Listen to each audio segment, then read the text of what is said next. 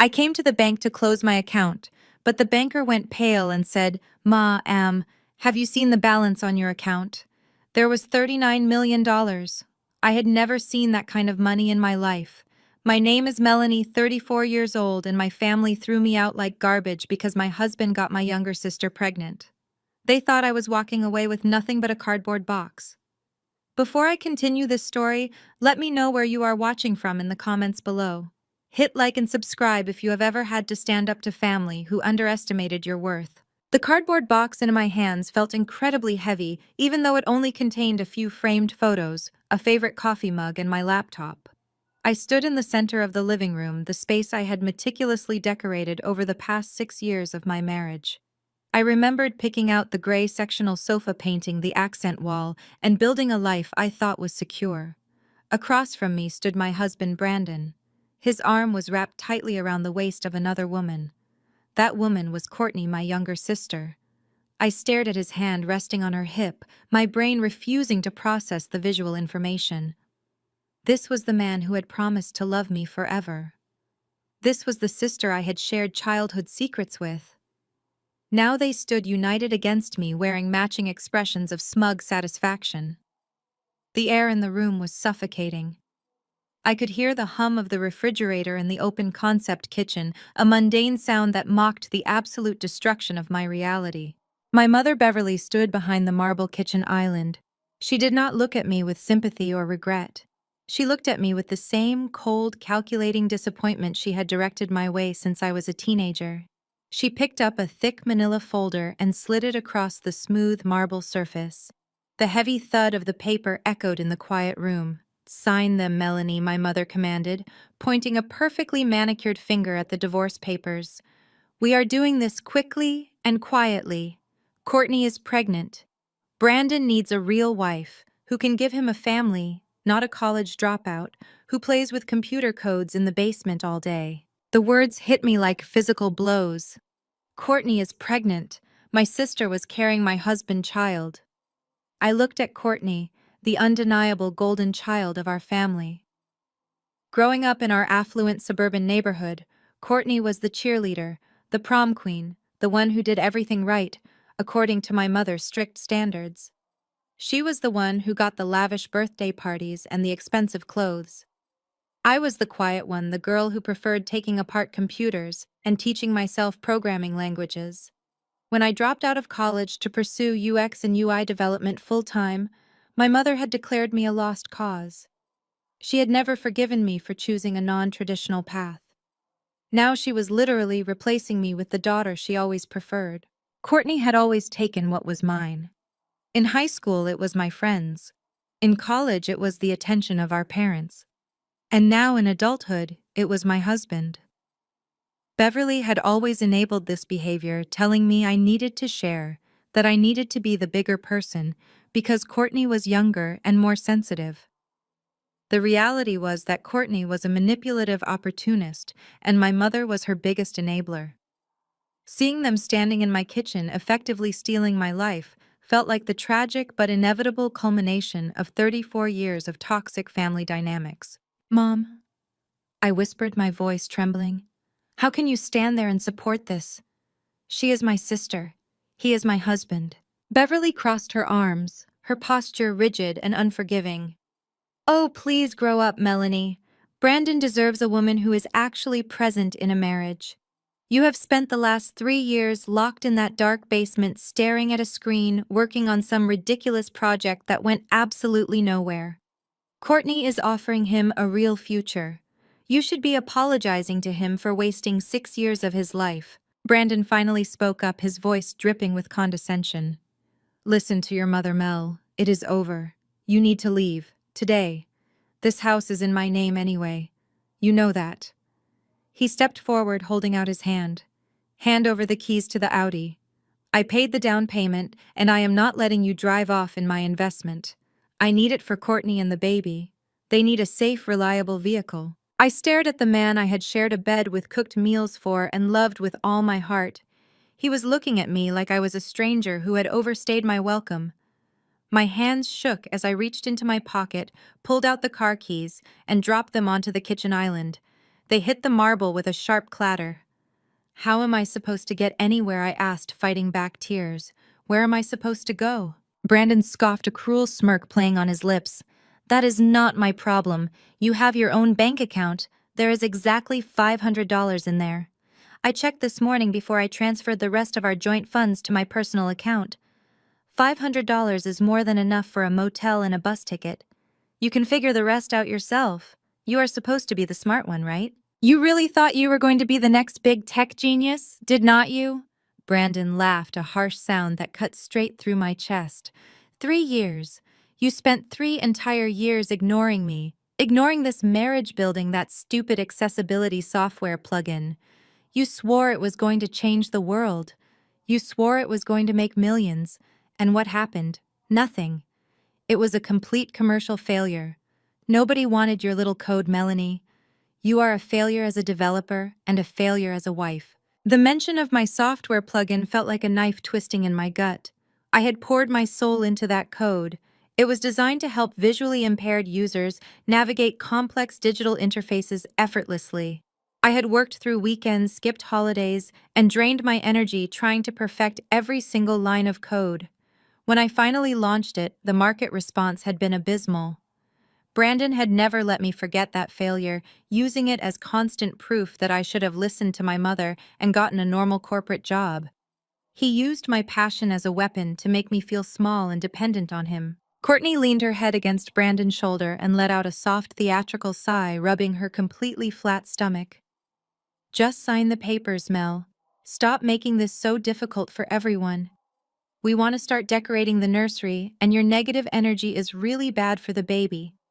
Mom says stress is terrible for the first trimester, and you are just dragging this out because you cannot accept that Brandon chose me. I looked at the 3 of them, my mother, my sister, my husband. They had formed a united front of betrayal, a perfect triangle of cruelty designed to break me completely. They wanted me to scream, to cry, to beg. They wanted the satisfaction of watching me fall apart in front of them so they could justify their horrific actions. They wanted to cast me as the crazy, unstable ex-wife so they could play the happy new family without an ounce of guilt. I realized in that exact moment that I had spent my entire life trying to earn the love of people who were fundamentally incapable of loving anyone but themselves. I set my cardboard box down on the floor. I walked over to the kitchen island, picked up the pen lying next to the divorce papers, and flipped to the last page. I did not read the terms. I did not care about the division of assets or the legal jargon they had undoubtedly skewed in his favor. I just wanted to sever myself from these monsters as quickly as possible. I signed my name with a steady hand, pressing the pen down so hard it nearly tore through the paper. I pushed the documents back toward my mother, maintaining eye contact. Keep the house. I said, my voice eerily calm and devoid of the emotion they so desperately wanted to see. Keep the car. Keep him. You all deserve exactly what you get. I picked up my box, turned my back on the people who had destroyed my life, and walked out the front door. The afternoon sun was blinding as I stepped onto the porch. The neighborhood was quiet, completely oblivious to the domestic nightmare that had just unfolded inside the manicured walls of my former home. I pulled out my phone and ordered a rideshare with the very last of my battery. I stood on the sidewalk, clutching my meager belongings, waiting for a stranger to drive me away from the only life I had known for 6 years. When the car pulled up, I climbed into the back seat. The driver asked me how my day was going in a cheerful tone. I just stared out the window, completely numb, stripped of my dignity, my marriage, and my family in a single afternoon. The vinyl seat of the rideshare felt cold against my legs. I watched the familiar suburban streets roll by, the perfectly trimmed hedges and luxury SUVs, sitting in driveways, feeling like an alien expelled from a planet I had tried so hard to inhabit. For 6 years, I had played the role of the supportive wife, cooking dinners, managing the household, and trying to be the partner Brandon claimed he wanted. I had tolerated his passive-aggressive comments about my income and ignored the late nights he claimed to be working at the office. I had been so blindly focused on making my marriage succeed and proving my mother wrong that I completely missed the affair happening right under my nose. The betrayal was an absolute physical weight on my chest, making it difficult to draw a full breath. I checked my bank app on my phone one last time to confirm the devastating reality. $500. That was the sum total of my worth after a lifetime of trying to do the right thing. My heart pounded heavily in my chest as the car pulled away from the curb, leaving behind the wreckage of my existence. I needed to cut every single tie to Brandon to erase my name from his life completely. I instructed the driver to change the destination. I was not going to a motel just yet. I was going to the bank. My only thought was to head straight downtown and close the dormant business bank account I had opened years ago when I first started coding. It was the only financial thread left, and I wanted it gone. The rideshare pulled up to the curb outside the First National Bank branch in downtown Seattle. I thanked the driver mechanically and stepped out into the crisp afternoon air, holding my cardboard box tightly against my chest. The glass doors of the bank slid open with a soft mechanical hum, welcoming me into a sterile environment of polished marble and hushed conversations. The contrast between my shattered personal life and this calm professional space was incredibly jarring. I walked over to the reception desk, my sneakers squeaking slightly on the pristine floor. A young woman in a tailored suit looked up with a polite corporate smile, asking how she could assist me today. I told her I needed to close a business account. It was a simple request, but the words tasted heavy and bitter on my tongue. She asked me to take a seat in the waiting area, pointing toward a row of leather chairs. I sat down, placing my box on the empty seat next to me. I stared at the geometric patterns on the carpet, trying to keep my mind completely blank and free from the searing pain of betrayal.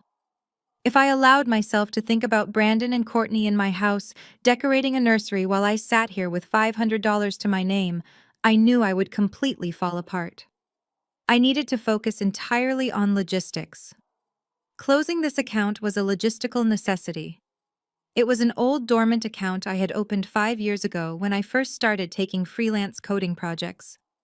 Brandon had insisted we open it to keep my hobby money separate from our real finances. The account had not seen a single deposit or withdrawal in over 3 years. I just needed to drain whatever pennies were left in it, sign the closure forms, and officially erase Brandon from my financial existence. Sitting in the quiet lobby, I remembered the exact day we opened that account. Brandon had worn his favorite Navy suit, treating the whole endeavor like a cute little project I was playing at. He had told the bank teller that his wife wanted to feel like a real businesswoman. I remembered the heat rising in my cheeks, the intense embarrassment of being belittled in public by the man who was supposed to support me. But I had swallowed my pride, forced a smile, and signed the paperwork. For years, that account sat there, collecting dust after my accessibility software plugin failed to launch properly. Brandon had made sure to remind me of that failure, constantly using the empty account as concrete proof that I was meant to stay in the background and serve him. Now I was about to close that dark chapter forever. A thick wooden door opened down the hall, and a tall man with thinning gray hair stepped out into the lobby. He wore a gold name tag that identified him as Mr. Harrison, the branch manager. He called my name, and I stood up, grabbing my box with sweaty palms. He gestured toward his glass-walled office, offering a warm smile that felt entirely out of place in my current horrific reality. I followed him inside and sat in the plush guest chair, setting my belongings carefully on the floor by my feet. Mr. Harrison sat behind his large oak desk, adjusting his wire-rimmed glasses, before asking how he could help me today. I stated my purpose clearly, keeping my voice completely devoid of any emotion.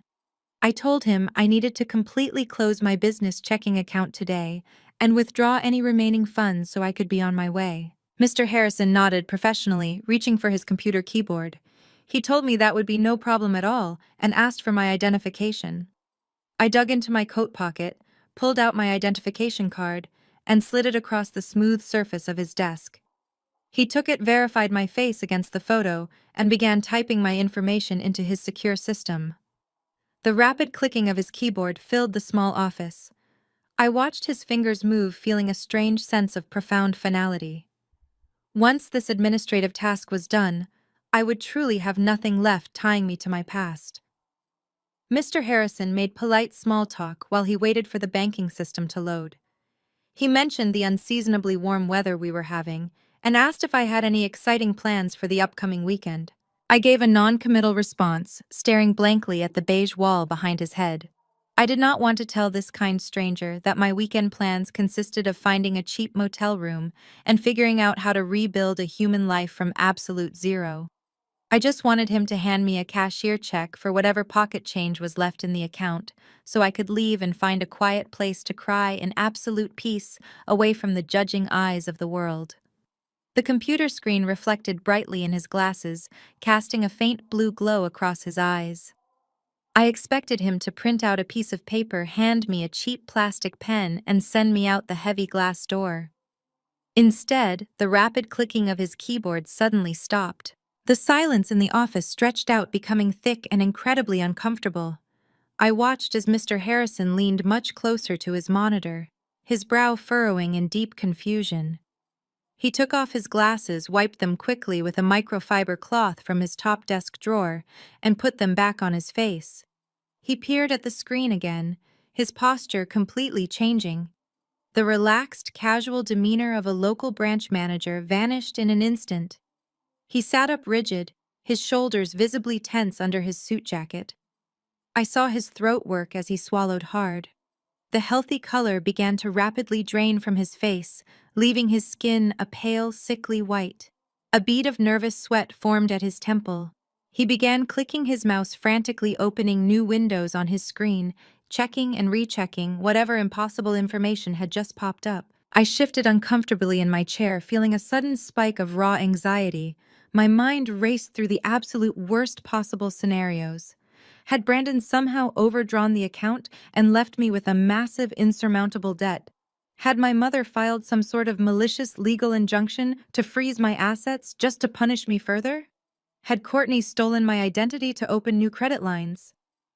I leaned forward, gripping the leather armrests of my chair, and asked if there was a problem with the account. Mr. Harrison did not answer right away. He just kept staring at the glowing monitor, his mouth slightly open as if he had completely forgotten how to speak the English language. Finally, Mr. Harrison looked away from the screen and met my eyes. He looked absolutely terrified. His hands were shaking visibly as they hovered awkwardly over his keyboard. "Miss Melanie," he began, his voice cracking slightly. He cleared his throat and tried again, sounding incredibly nervous and out of breath. "I need to ask you a very important question. Are you currently expecting any exceedingly large deposits to be made into this business account today?" I frowned, completely bewildered by the absurd question. I told him no. I explained clearly that the account had been inactive for over 3 years and that I just wanted to close it out and take my few dollars. Mr. Harrison wiped his damp forehead with the back of his trembling hand. He looked like a man who had just seen a ghost standing right behind me. He took a deep, shaky breath and asked if I was aware of the pending wire transfer that had cleared the international banking holding period that exact morning. My confusion rapidly deepened into genuine frustration. I told him I had absolutely no idea what he was talking about. I repeated that my husband had just thrown me out of my home, that I only had $500 to my name in my personal account, and that there must be some kind of massive administrative error in his banking system. Mr. Harrison shook his head slowly, his eyes wide with a profound mixture of shock and sheer awe. He did not say another word. Instead, he reached his shaking hands out, grabbed the edge of his large computer monitor, and slowly turned the screen around to face me. He pointed a trembling finger at the bold green numbers displayed prominently at the top of the secure banking portal. I blinked, trying to make sense of the digital display in front of my face. I fully expected to see a negative balance or a bright red fraud alert warning me of overdraft fees. But that is not what was glowing on the screen. The balance on the screen was not zero, it was not negative. I read the numbers once and then I read them again, my brain refusing to process the math. The balance was $39,450,000 and 0 cents. I sat completely frozen in the chair. my heart pounding violently against my ribs as I stared at a staggering number that defied all logic and reality. I stared at the screen, my mind completely rejecting the information presented in front of me. The bright green numbers felt like a cruel prank, a systemic glitch that was going to evaporate the second I blinked. I leaned forward, gripping the edge of Mr. Harrison's desk so tightly my knuckles turned white. I demanded an immediate explanation. I told him there was absolutely no way that money belonged to me and that somebody had made a catastrophic error. I demanded he refresh the page, call his superiors, and fix whatever routing mistake had dumped the gross domestic product of a small island nation into my dormant business checking account. Mr. Harrison did not argue. He nodded, his face still pale, and immediately picked up his heavy desk phone. He pressed a sequence of buttons and put the call on speakerphone. The line rang twice before a crisp, professional voice answered, identifying himself as David from the Central Fraud and Corporate Transition Department. Mr. Harrison provided his branch identification number and employee authorization code. He explained that he had a client sitting in his office who had just received an unexpected wire transfer of nearly $40 million, and that we needed immediate origin verification and security clearance to ensure the funds were not part of a larger banking error. David asked for my full legal name, my social security number, and the exact date I opened the account. I rattled off the information, my voice sounding hollow and distant to my own ears. I listened to the rapid clicking of another keyboard on the other end of the line. The silence stretched out agonizingly long. I could hear the faint hum of the air conditioning unit in the ceiling above us. Finally, David returned to the line. He confirmed that my identity matched the sole proprietor listed on the receiving account. He then stated that the wire transfer was not an error. It was a fully cleared, authorized corporate disbursement from Apex Global. The name hit me like a physical blow to the chest. Apex Global was one of the largest tech conglomerates in Silicon Valley. They were the undisputed titans of the industry, acquiring smaller companies and absorbing innovative technologies to build their massive empire. I told David I had no business relationship with Apex Global. I told him I was a freelance developer who had spent the last 3 years working in a damp basement, creating a simple accessibility plugin that had completely failed to launch in the commercial market. I insisted they had the wrong person and that keeping this money could send me to federal prison. David paused. I could hear the rustle of digital files being accessed through his secure terminal. He asked me to verify the name of my software plugin. I told him the name. It was a unique identifier I had coded from scratch to help visually impaired users interact with dynamic web elements seamlessly. David confirmed the name, matching it to his records. He then asked if I was aware of a holding company registered in the state of Delaware under the name Horizon Tech Solutions. I frowned, my confusion deepening into a dense fog.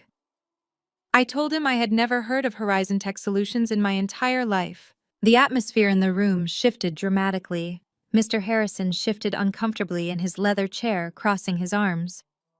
David's tone became incredibly serious and measured, as if he were delivering a terminal diagnosis.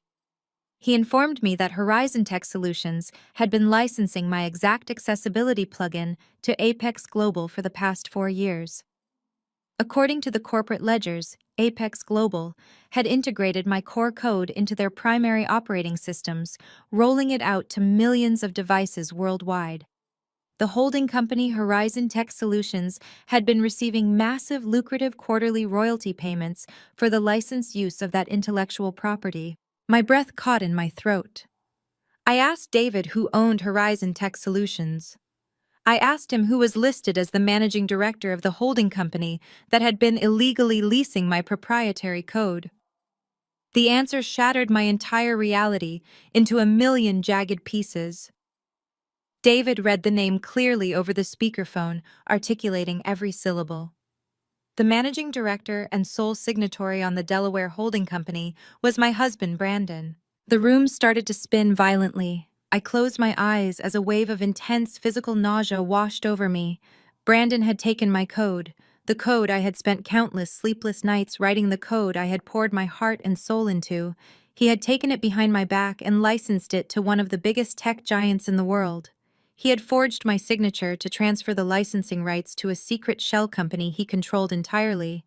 And he had been collecting quiet, lucrative royalties for 4 years while watching me suffer. Memories flooded my mind, cascading like a violent waterfall of deception. I remembered every single time Brandon had come down to the basement to watch me work. He would stand over my shoulder, feigning supportive interest, asking me detailed questions about how the back-end integration worked. He would offer to help me with the complicated legal paperwork and the initial patent filing, claiming he wanted to handle the boring business side so I could focus entirely on the creative coding process. I had trusted him implicitly. I had handed him the very documents he needed to steal my life work. But the theft of the code was not the worst part. The absolute worst part was the psychological warfare he had waged against me for years. I remembered the nights I sat crying on the cold bathroom floor, feeling like an absolute failure because my plugin had supposedly garnered zero market interest. Brandon would sit beside me, rubbing my back, putting on a masterclass performance of the loving, supportive husband. He would tell me that the tech market was just too competitive, that my ideas were just a little too niche, and that I should not feel bad about failing. He would use my devastation to convince me that I needed to rely entirely on him for survival. He had deliberately weaponized my perceived failure to control every aspect of my existence. He had used it to justify his condescending remarks, his financial abuse, and his constant demands that I play the role of the subservient, grateful wife. My mother had eagerly joined in echoing his sentiments, mocking my ambition, and telling everyone in our social circle that I was a lost cause. They had formed a unified front of gaslighting, making me believe I was inherently worthless, while Brandon was literally cashing massive checks generated by my own brilliance. He had watched me eat cheap ramen noodles and stress over basic grocery bills while he sat on a secret fortune built entirely on my intellectual property. The sheer scale of the sociopathic manipulation was difficult to process. I sat in the bank manager's office, my hands gripping the armrests, trying to breathe through the overwhelming panic attack threatening to consume my lungs. I asked David to clarify the current situation. I asked him why Brandon had been receiving royalties for years, but suddenly a $39 million wire transfer was routed directly to my old dormant checking account instead of his secret holding company. David explained the timeline with forensic precision. He told me that for the first 3 years, Apex Global had simply paid standard licensing fees to Horizon Tech Solutions. However, 2 months ago, the executive board at Apex Global decided they no longer wanted to pay ongoing royalties. They wanted to own the foundational code outright, so they could permanently integrate it into a new line of proprietary hardware without any external dependencies or future costs. They initiated a massive corporate buyout to fully acquire the intellectual property from the holding company. The buyout offer was astronomical. The tech giant had valued the core accessibility framework at nearly $40 million due to its flawless integration capabilities and the massive global user base it supported. Brandon had been sitting on the verge of the ultimate payday. He was about to receive a life-changing sum of money that would secure his wealth forever. He had undoubtedly planned to finalize the divorce, throw me out with nothing, and step into his new life with my sister as a multimillionaire. It was the perfect crime. He would get the money, the new wife, the golden child sister, and I would be left completely destitute, believing I was nothing more than a pathetic failed developer. But his perfect crime had encountered a fatal flaw. David continued explaining the corporate mechanics of the buyout process. When a company like Apex Global executes a multi-million-dollar acquisition, they do not simply hand over a check blindly. They employ armies of ruthless corporate lawyers and forensic accountants to conduct rigorous due diligence. They comb through every single page of documentation to ensure the intellectual property is completely unencumbered and legally sound. They have to protect their massive investment from any future litigation or ownership disputes. During this intense due diligence phase, the tech giant aggressive legal team began auditing the original transfer of ownership documents between me, the original creator, and Horizon Tech Solutions, Brandon's shell company. They flagged massive, glaring inconsistencies. They scrutinized the signatures, the dates, and the notary stamps. They utilized advanced forensic verification software and quickly realized that the original transfer documents were entirely fraudulent. Brandon had clumsily forged my signature. He had completely fabricated the transfer of rights. Legally, Horizon Tech Solutions did not own the software. They never had. David's voice remained perfectly steady as he delivered the final piece of information. He told me that when the corporate lawyers discovered the forgery, they immediately halted all communication with Brandon Holding Company. They knew that if they paid Brandon for stolen intellectual property, they would be opening themselves up to a catastrophic multi-million-dollar lawsuit from the actual creator. They needed to secure the rights legally, and they needed to do it quietly to avoid any negative press or delays in their highly anticipated hardware rollout. So they bypassed Brandon entirely. They utilized their extensive corporate resources to track down the original patent holder. They verified my identity and located the original business account tied to my initial patent filing, the very account I was currently sitting in a bank trying to close. To secure the rights legally and completely, bypass the fraudulent holding company. The tech giant wired the $39 million buyout directly to me. I sat in the chair, the jagged pieces of the puzzle finally locking into perfect place. The cruelty of my morning suddenly made crystal clear sense. Brandon's sudden demand for a divorce, the rushed paperwork, my mother vicious insults, Courtney's smug satisfaction. They all thought the buyout was happening today. They thought the money was hitting Brandon's secret account right now. They were tossing me out like garbage because they believed they had finally won. They believed they had successfully stolen my life work and were about to become incredibly wealthy at my expense. They had absolutely no idea that Brandon's greed and arrogance had caused his entire plan to collapse at the finish line. They had no idea that the corporate lawyers had caught his forgery.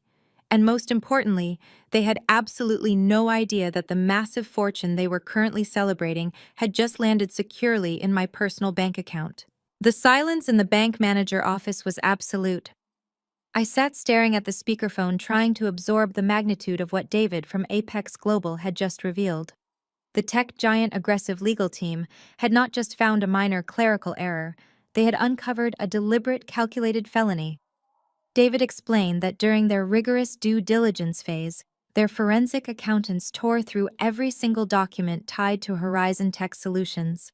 They were preparing to transfer nearly $40 million, and companies of that massive size do not take blind risks. When they scrutinized the original transfer of ownership, they immediately flagged the signature.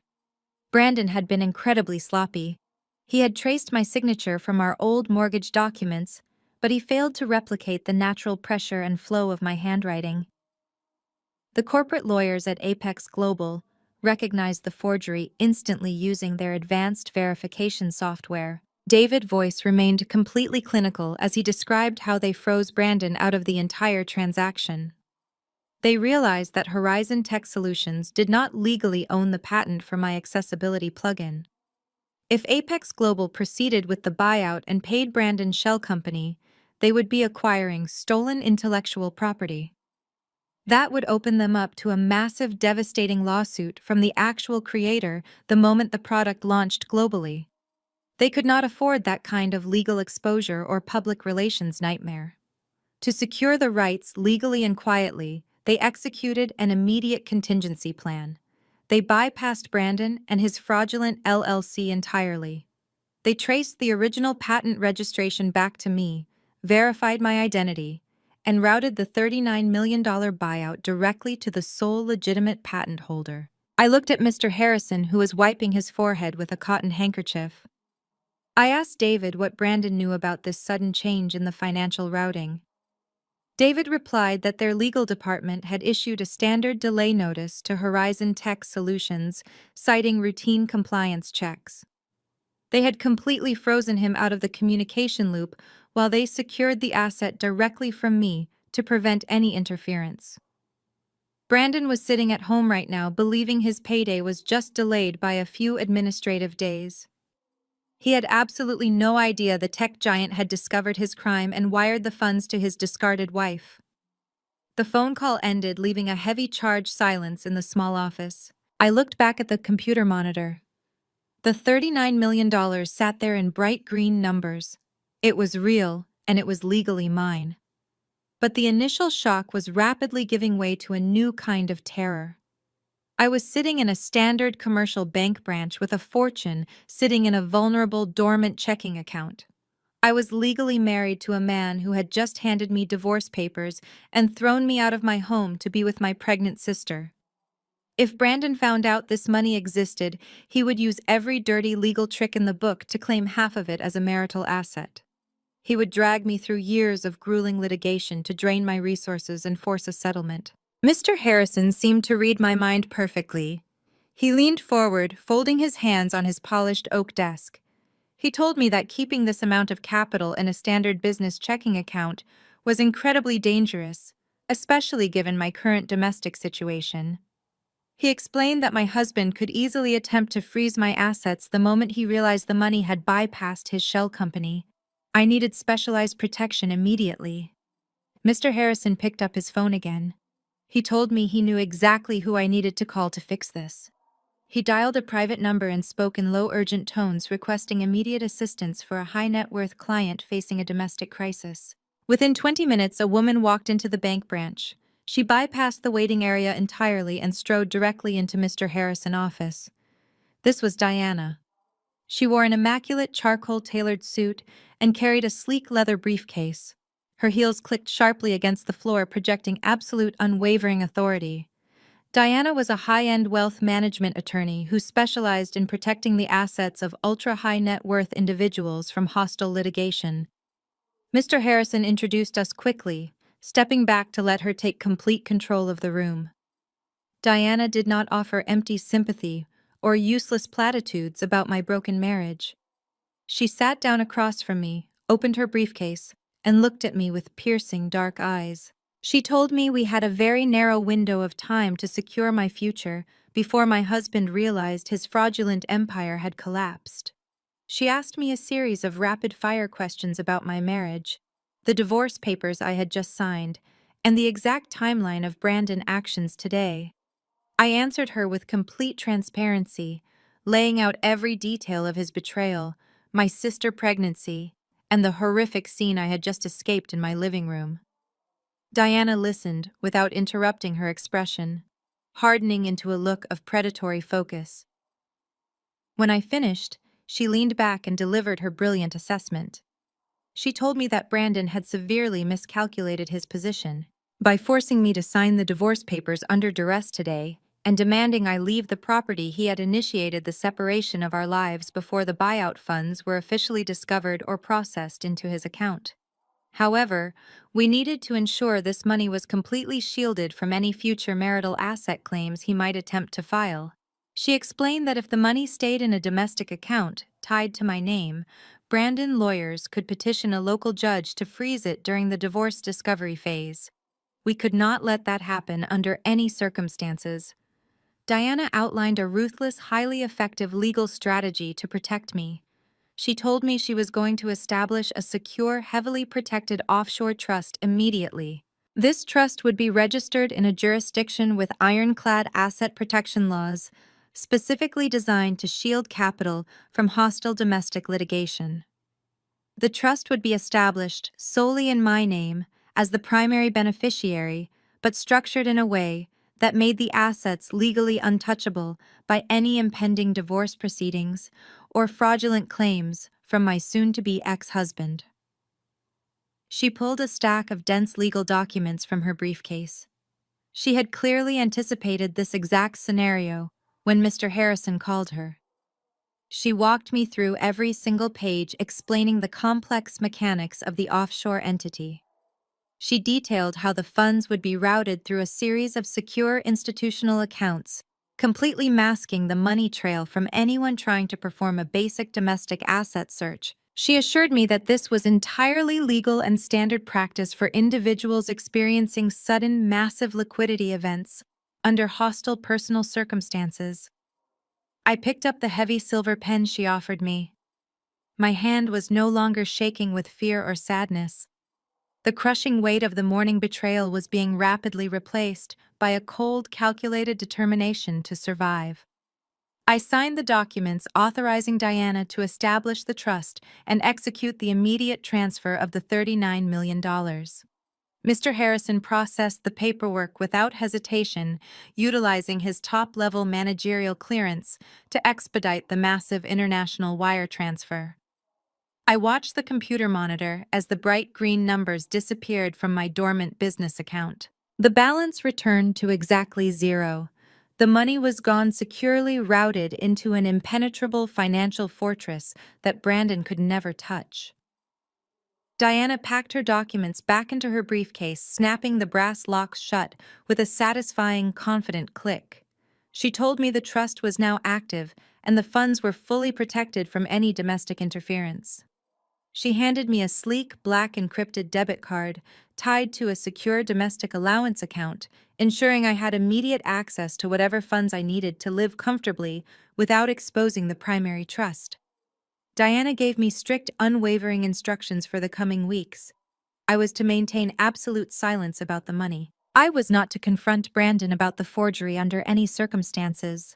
I was not to warn my family about their impending doom. I was to let them proceed with their arrogant, false narrative. She told me to let Brandon file the divorce papers he had forced me to sign. We would let him believe he was casting me aside with absolutely nothing to my name.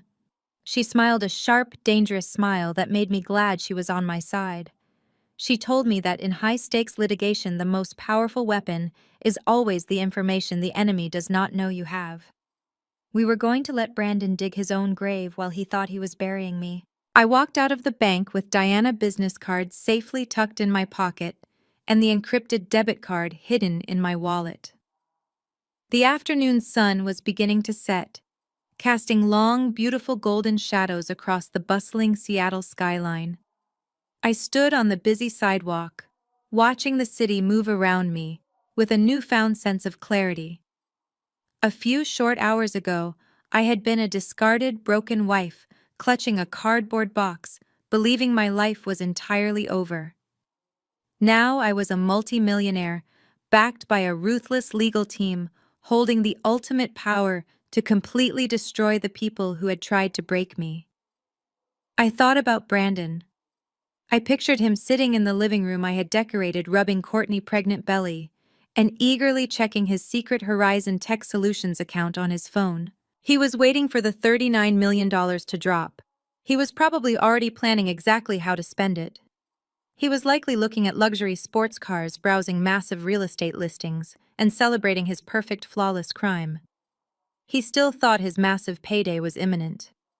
He still thought he had outsmarted the corporate lawyers, the international banking system, and his naive, trusting wife. He had absolutely no idea that the money he had stolen my code to get was already sitting safely in my offshore trust. He had no idea that his forgery had been discovered by some of the most aggressive corporate attorneys in Silicon Valley.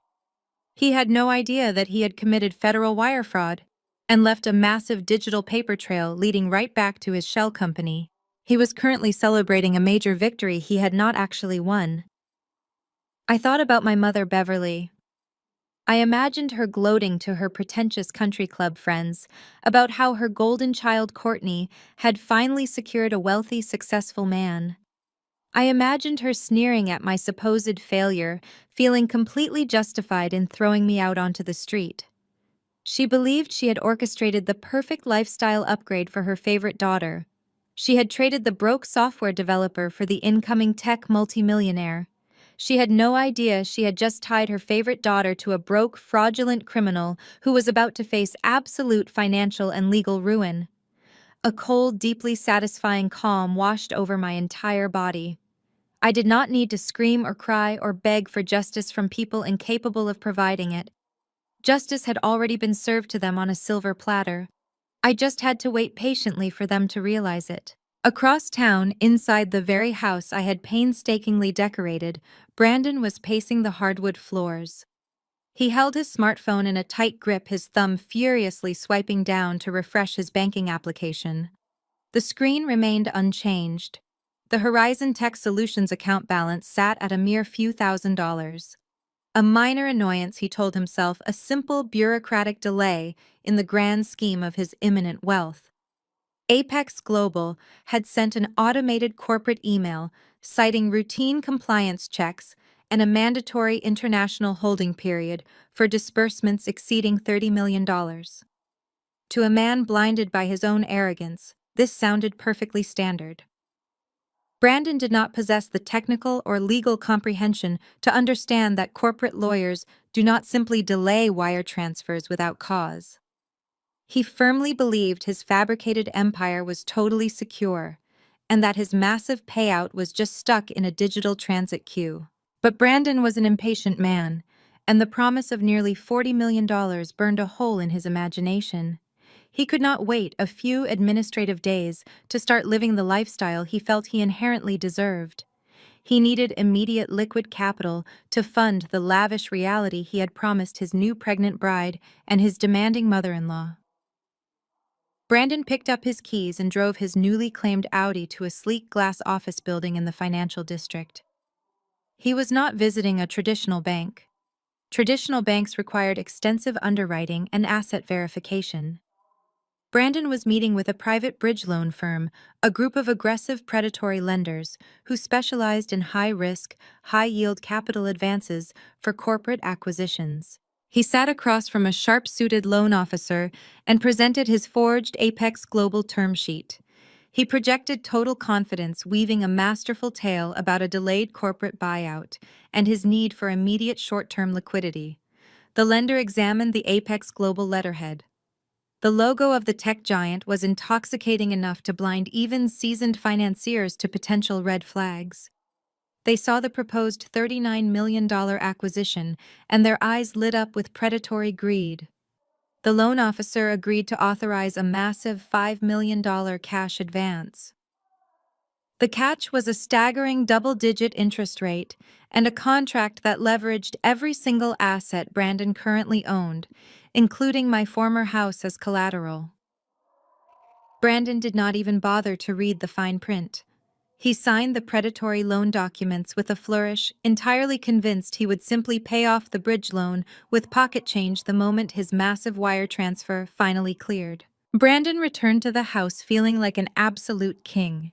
He walked through the front door and tossed a heavy leather briefcase onto the kitchen island, right where my divorce papers had sat, just a few days prior. Courtney and Beverly were sitting in the living room flipping through bridal magazines and high-end real estate brochures. Brandon popped the latches on the briefcase, revealing stacks of bundled $100 bills and a certified bank draft. He announced that the first wave of their new fortune had arrived. He told them that the corporate red tape was taking a few extra days, but his brilliant financial maneuvering had secured them millions in walking around money. The reaction was instantaneous and explosive. Beverly actually squealed, clapping her hands together like a giddy child. Courtney threw her arms around Brandon's neck, kissing him and praising him for being a real provider, a true man who actually knew how to take care of his family. Brandon soaked up their adulation, his ego swelling to massive proportions. He popped a bottle of vintage champagne he had picked up on the way home. As they drank the expensive wine, Brandon looked at my sister and my mother with a smug, satisfied grin.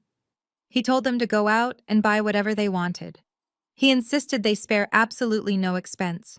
He claimed they all deserved a massive reward for putting up with my dead weight for so long, and that it was finally time to show the entire city exactly who the real winners were. Courtney and Beverly did not need to be told twice. The very next morning, they embarked on an exorbitant luxury shopping spree that would have made reality television stars blush. They hired a private town car to drive them to the most exclusive high-end retail district in the city. They walked into designer boutiques behaving as if they owned the very buildings. Beverly demanded personal shoppers and private viewing rooms, snapping her fingers at sales associates and treating the retail staff with appalling condescension. They bought out entire racks of clothing, sweeping silk dresses, cashmere coats, and tailored suits into their arms without once glancing at a price tag. Courtney focused her attention on luxury accessories. She walked into a prestigious diamond jeweler and sneered at the modest engagement ring Brandon had originally given her. She demanded to see the vault pieces. She spent 2 hours trying on massive, flawless diamonds, eventually selecting a breathtaking 6-carat emerald-cut ring surrounded by a halo of brilliant diamonds. She paid for it using the black card Brandon had linked to his new bridge loan account. She slipped the massive stone onto her finger, admiring the way it caught the light, completely oblivious to the fact that the money paying for it was borrowed against a fraudulent corporate claim. Their next stop was the luxury auto mall. Courtney had decided that the Audi Brandon took from me was simply not good enough for a woman of her new, elevated social stature. They walked into a high-end European dealership, demanding immediate service from the general manager. Courtney pointed a perfectly manicured finger at a top-of-the-line, pristine white G-Wagon sitting on the showroom floor. She demanded it be prepped for immediate delivery. Brandon, who had met them at the dealership after a morning of day drinking at an exclusive country club, decided he also needed an upgrade. He selected a custom matte black Porsche 911.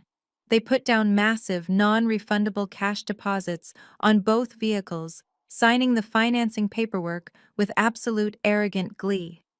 They were spending money with a reckless, chaotic velocity entirely fueled by the delusion of their incoming tech fortune. As the days passed, their spending habits became increasingly unhinged, and their need for public validation grew completely insatiable. Courtney and Beverly could not simply enjoy their new stolen wealth in private. They needed an audience. They needed to rub their perceived victory in the faces of everyone they knew, especially mine. They launched a relentless, aggressive social media assault designed to flaunt their new lifestyle and publicly humiliate me in the process. Courtney's Instagram feed transformed overnight from mundane suburban updates to a curated gallery of extreme wealth. She posted perfectly staged photos of her designer shopping bags stacked high in the back of her new luxury SUV. She posted close-up videos of her massive diamond ring sparkling in the sunlight with the caption mentioning how a real man knows how to treat his future wife and the mother of his child. She posted photos of the three of them dining at five-star restaurants, eating caviar and toasting with crystal flutes of imported champagne. But the posts were not just about showing off. They were highly targeted weapons. Courtney specifically tagged my old social media handles in every single post, ensuring the notifications would flood my phone. She used passive-aggressive captions designed to maximize my emotional pain. She wrote posts about how karma always rewards the people who actually put in the work.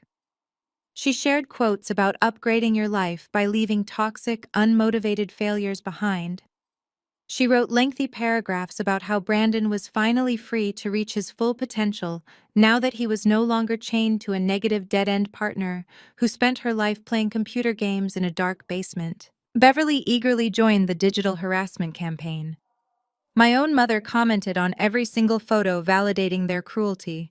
She left comments praising Brandon for being a stellar provider and expressing her profound joy that her daughter was finally marrying a man of substance.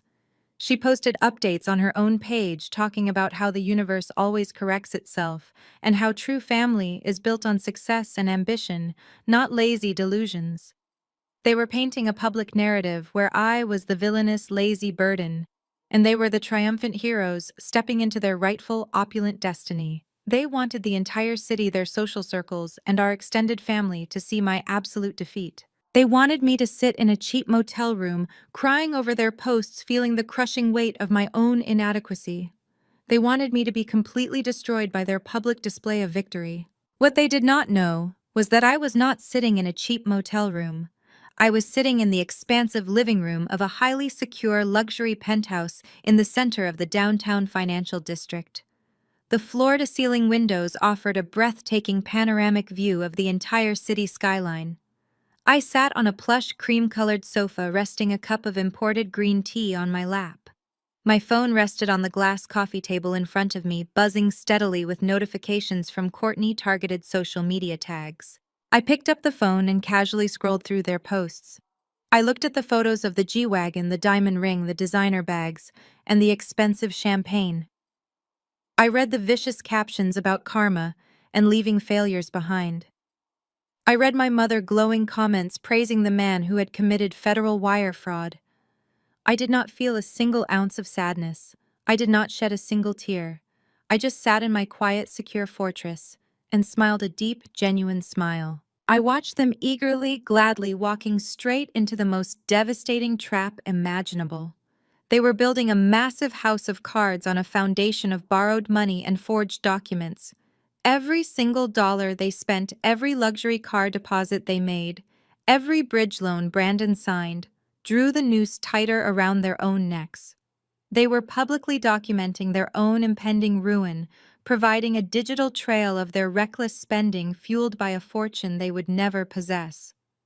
They believed they were taunting a defeated woman, but they were actually performing a tragic comedy for an audience of one.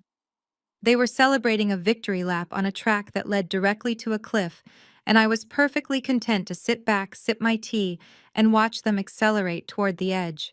I closed the social media application and set the phone back down on the glass table. I did not need to respond to their posts. I did not need to defend myself or prove my worth to their shallow audience. Diana had advised me to maintain absolute perfect silence, and I was following her legal strategy to the letter. Every day that passed was another day their bridge loan interest compounded. Every day was another day the corporate lawyers at Apex Global gathered more evidence of Brandon forgery. Every day was another day my $39 million generated secure, legitimate interest in my offshore trust. I just had to remain a ghost, letting their own unchecked greed and boundless arrogance do all the heavy lifting for me. Let them buy the cars I thought, leaning back into the soft cushions of my penthouse sofa. Let them buy the diamonds and the designer clothes. Let them leverage every single asset they had to their names. The higher they climbed on their mountain of fraudulent debt, the harder the impact would be when gravity finally took hold. They wanted to talk about karma and upgrading their lives. They were about to learn exactly what karma looked like when it was backed by a ruthless wealth management attorney and a massive Silicon Valley legal team. I took another slow sip of my tea, enjoying the profound, peaceful silence of my new life, while the architects of my past eagerly engineered their own absolute destruction. The penthouse was a fortress of glass and steel, suspended high above the chaotic noise of the city.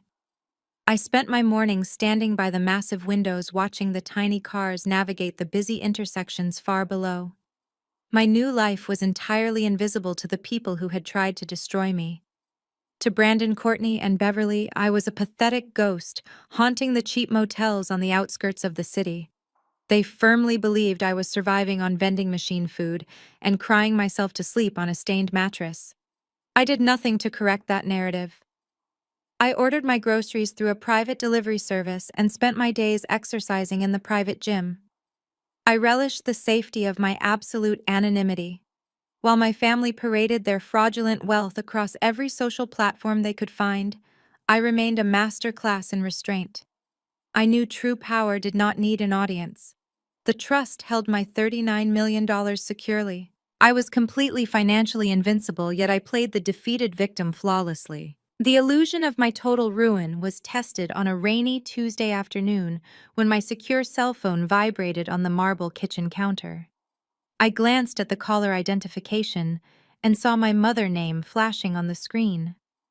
Beverly had not contacted me directly since the day she handed me those divorce papers in my former kitchen. I let it ring 3 times before pressing accept, holding the device to my ear. I did not say a word. I waited, listening to the sharp intake of breath on the other end of the line. Beverly did not bother with pleasantries or fake maternal concern. She launched immediately into a cold, calculated attack. She told me that she had been reviewing her old financial records and noticed an outstanding discrepancy. She claimed that 5 years ago, when I first started my freelance coding career, she had given me a $2,000 family loan to help cover my server hosting costs. She demanded the loan be repaid in full by the end of the day. The audacity of the request was absolutely staggering. 5 years ago, she had handed me a check for $2,000 and explicitly called it an early birthday gift. She had told me she wanted to support my little computer hobby. Now she was weaponizing that gift, transforming it into a strict financial obligation simply to inflict maximum pain. She knew Brandon had left me with exactly $500. She knew I had no steady income and no assets. Demanding $2,000 was absolutely not about retrieving lost capital. Beverly and Courtney were currently spending tens of thousands of dollars a day on designer handbags and luxury car deposits. $2,000 was absolute pocket change to the imaginary fortune they believed they possessed. This unexpected phone call was purely about cruelty. It was a calculated move designed to back me into a corner, humiliate me, and force me to beg for mercy. She wanted to hear the raw desperation in my voice and revel in my absolute inability to pay her back. Beverly's voice dripped with poisonous condescension as she continued her tirade over the phone. She told me that Courtney needed the money for the nursery renovations and that it was completely unfair for me to hold on to family funds when I was no longer part of the family. She suggested that if I could not afford to pay it back, I should consider getting a job at a fast food restaurant instead of pretending to be a software developer. She even mocked my living situation, stating she hoped the cheap motel I was staying in had reliable internet so I could process the bank transfer. I kept my breathing slow and measured, refusing to give her a single ounce of the emotional reaction she craved. I told her I needed to check my finances and would call her right back. I hung up the phone, cutting off her arrogant laughter, and immediately dialed Diana's private number. I explained the situation to my wealth management attorney, detailing the petty demand and the malicious intent behind it. Diana listened to the entire story without interrupting. When I finished the story, she let out a sharp, appreciative laugh. She told me that this petty demand was actually the greatest strategic gift Beverly could have possibly handed us. Diana explained the psychology of hostile litigation and wealth concealment. She told me that if I fought the demand or begged for more time, Beverly and Brandon might start asking questions about how I was surviving. They might decide to dig into my current financial status, just to torment me further. We could not risk them accidentally stumbling upon the offshore trust or the truth about the Apex Global buyout before the trap was fully sprung.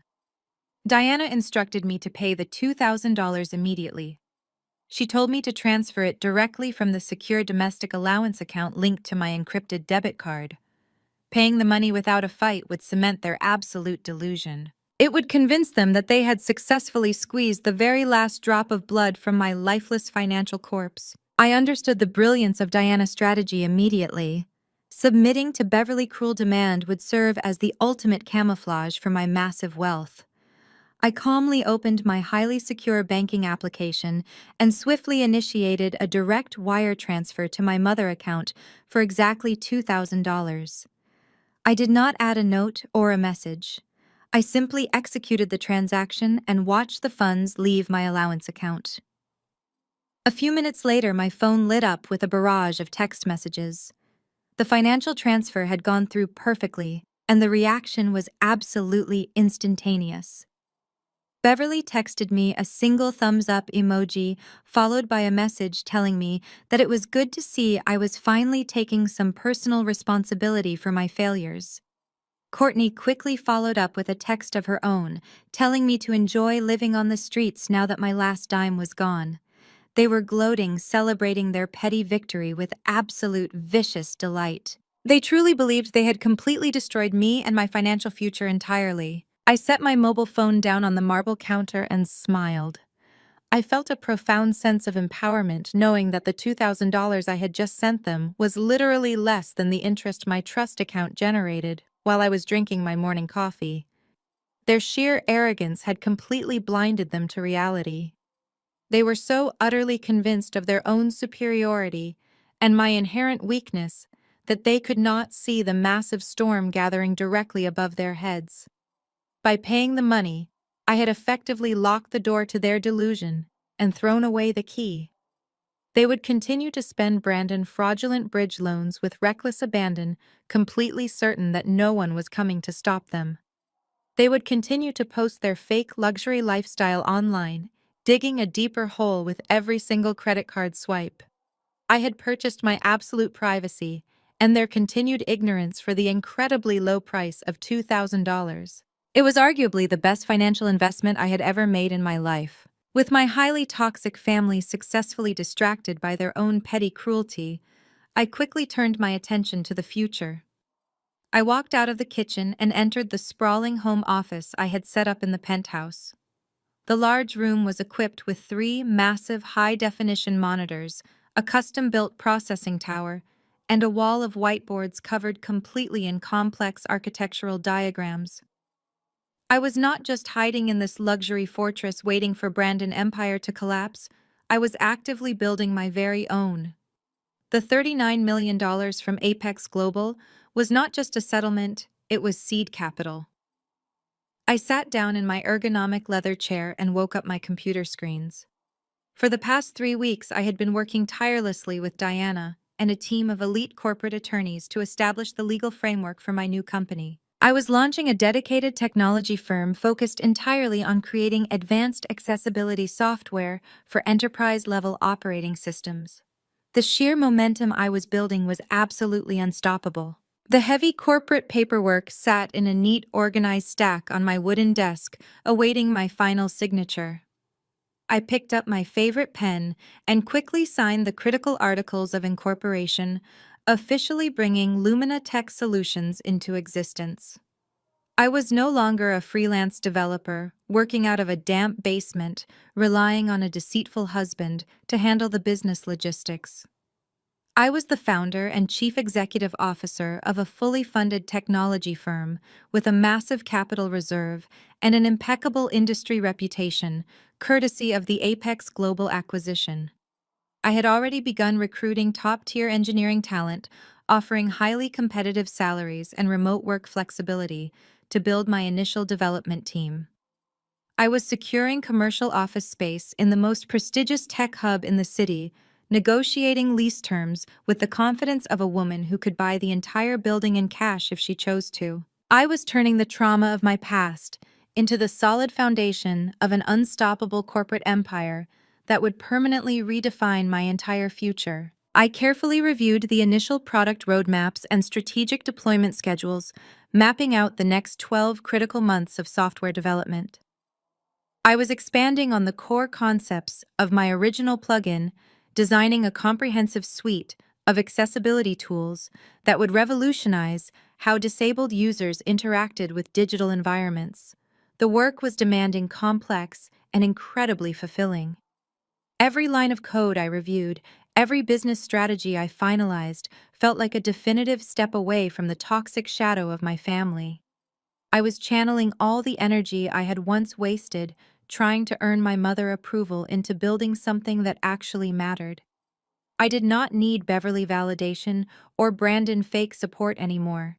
I was entirely self-sufficient, armed with undeniable genius, and fortified by tens of millions of dollars. I worked late into the evening, fueled by espresso and sheer unrelenting ambition, listening to the quiet hum of my powerful servers. My arrogant family was busy digging their own graves while I was actively building a beautiful future that would outlast them all. The illusion of Brandon absolute victory shattered on a Tuesday morning exactly 28 days after he had kicked me out of our home. It started with a single phone call from the predatory lending firm that had financed his $5 million bridge loan. The initial 30-day grace period for the aggressive high-interest advance had officially expired, and the primary creditors were aggressively demanding their first massive repayment installment. Brandon sat in his home office staring at his Horizon Tech Solutions banking portal. The screen displayed a pathetic balance of just under $3,000. The $39 million wire transfer from Apex Global was still entirely missing. The deep, gnawing sensation of genuine panic finally began to claw at the edges of his immense ego. He ignored the ringing phone and frantically logged into his email, searching for any communication from the corporate acquisition team. There was absolutely nothing. No updates, no delays, no confirmations. The silence from Silicon Valley was utterly deafening. Brandon poured himself a glass of expensive bourbon, his hands trembling violently as the amber liquid splashed over the heavy crystal rim. The lenders did not stop calling. By noon, they had resorted to sending increasingly threatening emails outlining the immediate aggressive seizure of all collateral assets. The list of threatened assets included the house, the newly purchased luxury vehicles, and his personal checking accounts. Brandon was completely cornered. He could no longer hide behind the comforting delusion of administrative delays or banking holidays. He needed answers immediately before his entire fabricated life was permanently repossessed by angry debt collectors. Desperation overrode his usual calculated caution.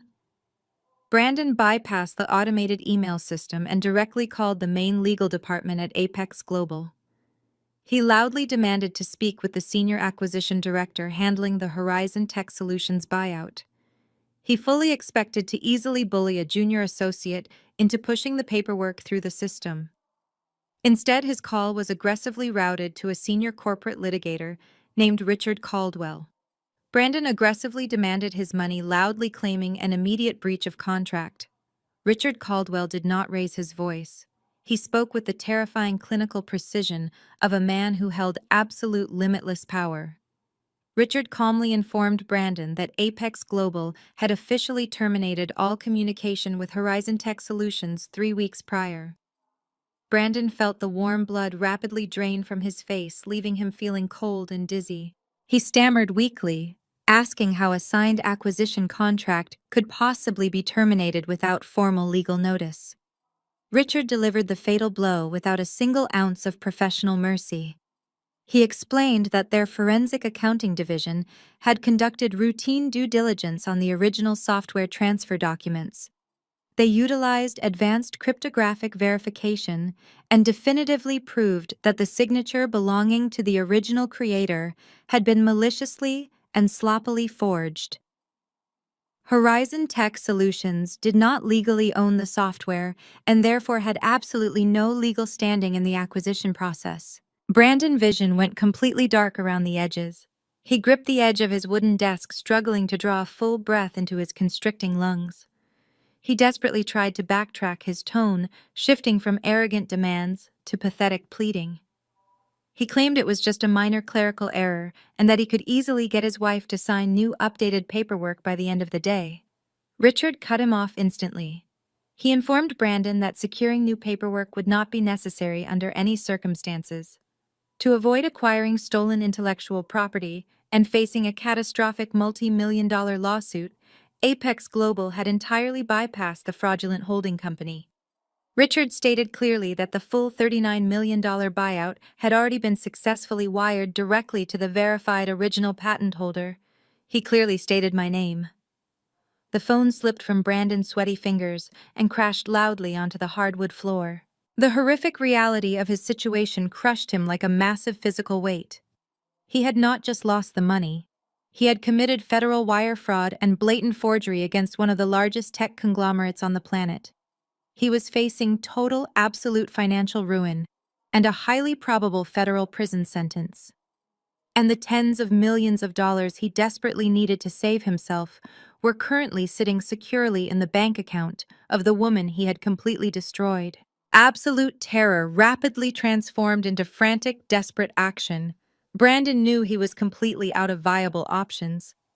His only chance of survival was to manipulate me into signing over the funds before his aggressive creditors seized his entire life and the federal authorities knocked on his front door. He arrogantly assumed I was still a naive, broken woman crying in a cheap motel room, completely unaware of the massive fortunes sitting in my personal bank account. He hired an expensive underground skip tracer, using the very last of his available high-interest credit to track my current physical location. The skip tracer could not penetrate my offshore trust or discover my secure luxury penthouse lease. But they did manage to locate the commercial office space I had recently leased for Lumina Tech Solutions. Brandon ran out of his house and jumped into his heavily financed Porsche. He drove across town, recklessly breaking multiple traffic laws in his frantic, desperate rush to reach me before his world collapsed. He parked illegally outside the sleek modern glass building in the busy financial district and paced the concrete sidewalk, waiting anxiously for me to emerge. He meticulously rehearsed his performance, adjusting his posture to appear appropriately devastated, remorseful, and entirely broken. I walked out of the corporate lobby at precisely 1 o'clock, heading toward my favorite upscale cafe for a quick lunch. I was calmly reviewing a digital wireframe on my tablet, completely focused on the future of my new company. Suddenly, a heavy hand caught my arm, spinning me around. I turned and found Brandon standing there looking incredibly disheveled and frantic. His expensive designer suit was deeply wrinkled, and his eyes were wild with unfiltered, raw desperation. He immediately launched into the most pathetic, manipulative performance I had ever witnessed in my entire life. He dropped heavily to his knees right there on the busy downtown sidewalk, completely ignoring the curious stares of passing corporate executives and pedestrians. "Melanie, please, you have to listen to me," he begged, his voice cracking loudly with fabricated emotional pain. He reached out, grabbed my hand, and tried to press it against his tear-stained cheek. I made the biggest mistake of my entire life. I was confused and stressed, and Courtney manipulated me. She took complete advantage of my temporary vulnerability. I never truly loved her, Melanie. I only ever loved you. I was an absolute fool to let you walk out that door. I stared down at the man kneeling on the dirty concrete, feeling absolutely nothing but profound clinical disgust. I forcefully pulled my hand away from his sweaty grip and took a deliberate, measured step back. Brandon refused to stop his frantic, desperate monologue. Fake tears were actually forming in his eyes as he aggressively attempted to play the tragic victim. He loudly claimed that he had kicked Courtney out of the house that exact morning, throwing his pregnant new wife completely under the bus in a pathetic attempt to save his own skin. He begged me to come back home, promising that we could start over and forget the past month ever happened. He insisted that we made a brilliant, unstoppable team and that we could equally share everything we had built together over the years. He talked endlessly about our wonderful shared future, entirely failing to mention the $39 million he desperately needed to steal from me to pay off his massive fraudulent debts. He was betting his entire existence on my supposed emotional weakness. He incorrectly assumed I was still so desperate for his validation that I would blindly welcome him back and happily hand over my entire tech fortune. He looked up at me with wide, pleading eyes, waiting for me to crumble into his arms and save him. His performance was a masterclass in narcissistic manipulation, but it was entirely wasted on me. I watched him scramble and beg, noting how quickly he was willing to discard Courtney the moment she was no longer useful to his grand financial scheme. He continued to grovel on the sidewalk, promising me the world, while secretly plotting to rob me blind. The sheer, arrogant audacity of his pathetic plan was almost comical. He truly believed he could easily charm his way out of federal wire fraud and absolute financial ruin simply by offering me a few fake tears, empty promises, and a completely hollow, predictable apology. He reached out again desperately, trying to grab the bottom hem of my perfectly tailored suit jacket, his cold fingers trembling with absolute terror as he waited eagerly for my final response. I looked down at his trembling fingers gripping the expensive fabric of my suit jacket. I did not feel a single ounce of pity for the man sobbing on the concrete. I felt absolutely nothing. My face remained a perfectly blank mask of cold indifference. I did not bend down to comfort him. I did not offer him a warm smile or a shoulder to cry on. I simply stared at him, letting the pathetic silence stretch out between us. Brandon continued his theatrical performance for another full minute, squeezing his eyes shut and attempting to force out more fake tears. When he finally realized that I was not reacting, that I was not falling to my knees to join him in his fabricated emotional breakdown, his entire demeanor shifted. The desperate, pleading husband vanished in an instant. The fake tears dried up completely. His grip on my jacket loosened and he slowly stood up, dusting the city grime off his wrinkled trousers. The mask of remorse slipped off, revealing the arrogant, narcissistic bully I had tolerated for 6 long years. Brandon let out a harsh, frustrated sigh and ran a hand through his perfectly styled hair. He glared at me, his eyes narrowing with bitter resentment. He told me I was making a massive mistake playing hard to get. He claimed he was offering me a lifeline out of the sheer goodness of his heart, and that I was too stupid and prideful to take it. He aggressively stepped into my personal space, attempting to use his physical size to intimidate me, the way he had done so many times in our dark basement. He told me that Courtney was already driving him crazy, and that he was willing to throw her out just to bring some peace and quiet back into his life. He demanded I stop acting like a tough corporate executive and remember my actual place. He told me I was a broke college dropout who needed him to survive, and that playing this silent game of resistance was pathetic. I maintained my ground, refusing to step back or break eye contact. My complete lack of fear deeply unsettled him, but his towering ego quickly overrode his brief hesitation. If the romantic seduction angle was not going to work, he was entirely prepared to pivot to financial brute force. Brandon reached inside his tailored suit jacket and pulled out a thick folded legal envelope. He slapped it against his palm, a cruel, predatory smile spreading across his face. He told me that since I wanted to be difficult, he was going to make this a pure business transaction. He declared that he was completely done dealing with my stubborn attitude and just wanted to finalize the divorce immediately so he could move on with his highly successful life. He opened the envelope and pulled out a freshly printed legal document, shoving it toward my chest. Brandon proudly announced that this was an updated, expedited divorce settlement. He claimed his lawyers had drafted it that very morning. He told me he was willing to be incredibly generous despite my terrible attitude. He offered me a one-time lump sum payment of $50,000 to sign the document right there on the busy sidewalk. He boasted that $50,000 was more money than a failed freelance developer like me would see in a decade. He painted the offer as an act of profound charity, telling me it would keep me out of cheap motels for a few years if I budgeted properly. He pulled a silver pen from his pocket and clicked it, demanding I sign the bottom line immediately to secure my financial lifeline. He insisted that if I walked away from this generous offer, he would make sure I ended up completely destitute, fighting a ruthless legal battle I could never afford. I did not reach for the pen. I did not even look at the piece of paper he was forcefully shoving into my personal space. I knew exactly what that document was. My elite wealth management attorney Diana had anticipated this precise maneuver. She had warned me that a desperate cornered animal would always try to bite its way out of a trap. She had explicitly coached me on the legal mechanics of Brandon's impending panic.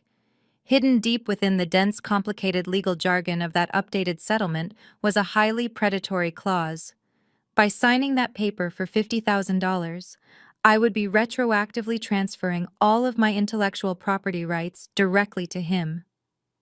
The document contained specific language that would legally forfeit any past, present, or future financial payouts associated with my accessibility software plugin.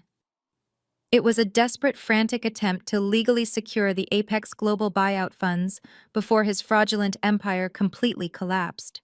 He wanted my signature to validate his forgery and save him from federal prison. I looked Brandon dead in the eyes and smiled a cold, terrifying smile. I told him he was insulting my intelligence. I told him I knew exactly what was buried on page 7 of that settlement. I explicitly mentioned the retroactive intellectual property transfer clause. I watched the blood instantly drain from his face for the second time that day. His arrogant, confident sneer vanished, replaced by a look of sheer, unadulterated horror. He stood frozen on the sidewalk, his mouth opening and closing like a suffocating fish. He could not comprehend how I knew about the clause. He could not understand how the broke, defeated woman he had kicked out of his house possessed the legal acumen to instantly identify his highly classified corporate trap. I did not give him a single second to recover from his shock. I reached into my own designer leather handbag. I bypassed my encrypted debit card and pulled out a thick, heavy-bound legal folder featuring the immaculate crest of Diana Elite Wealth Management Firm.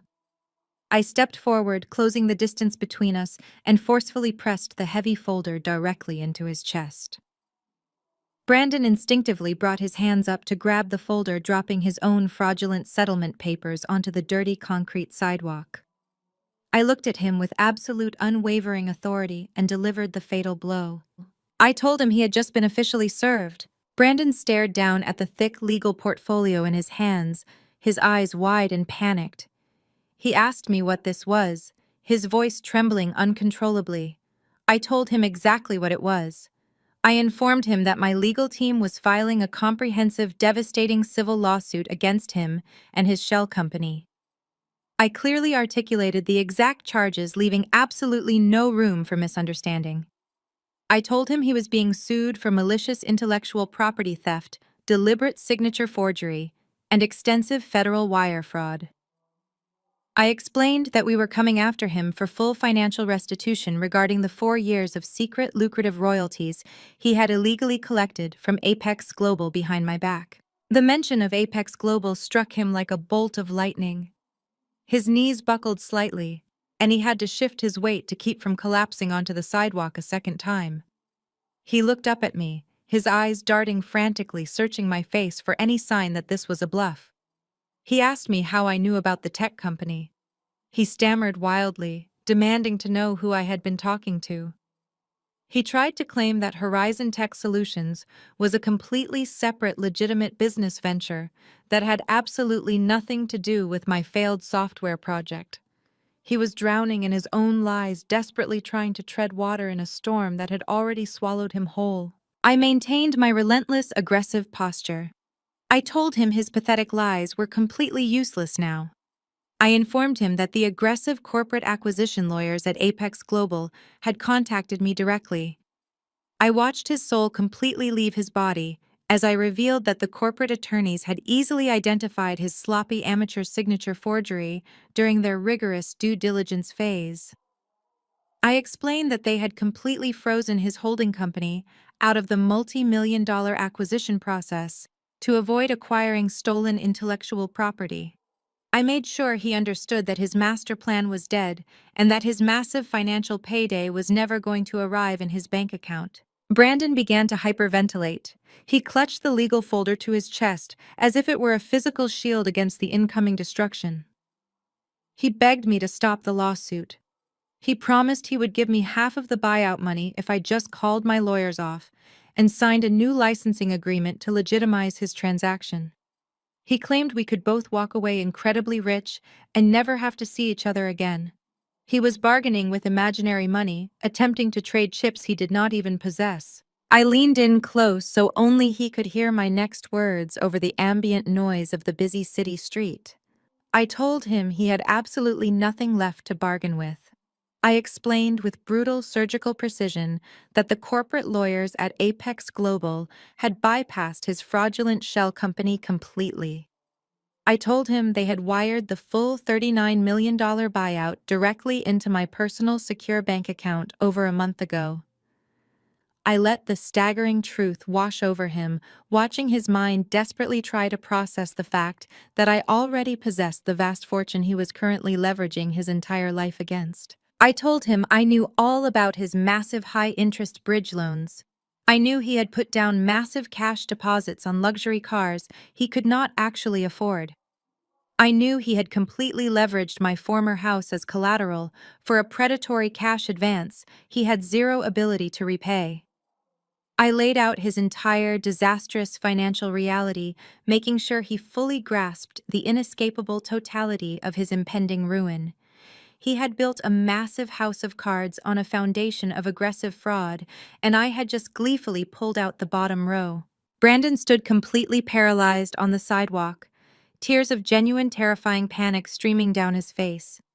He finally understood that he had played a high-stakes game of chess against an opponent he brutally underestimated.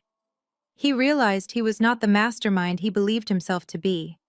He was just a pathetic, predictable criminal who had eagerly sprinted directly into a flawlessly executed legal trap.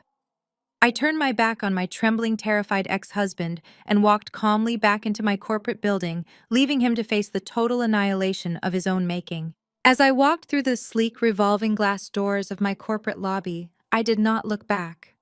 I knew exactly what Brandon was doing.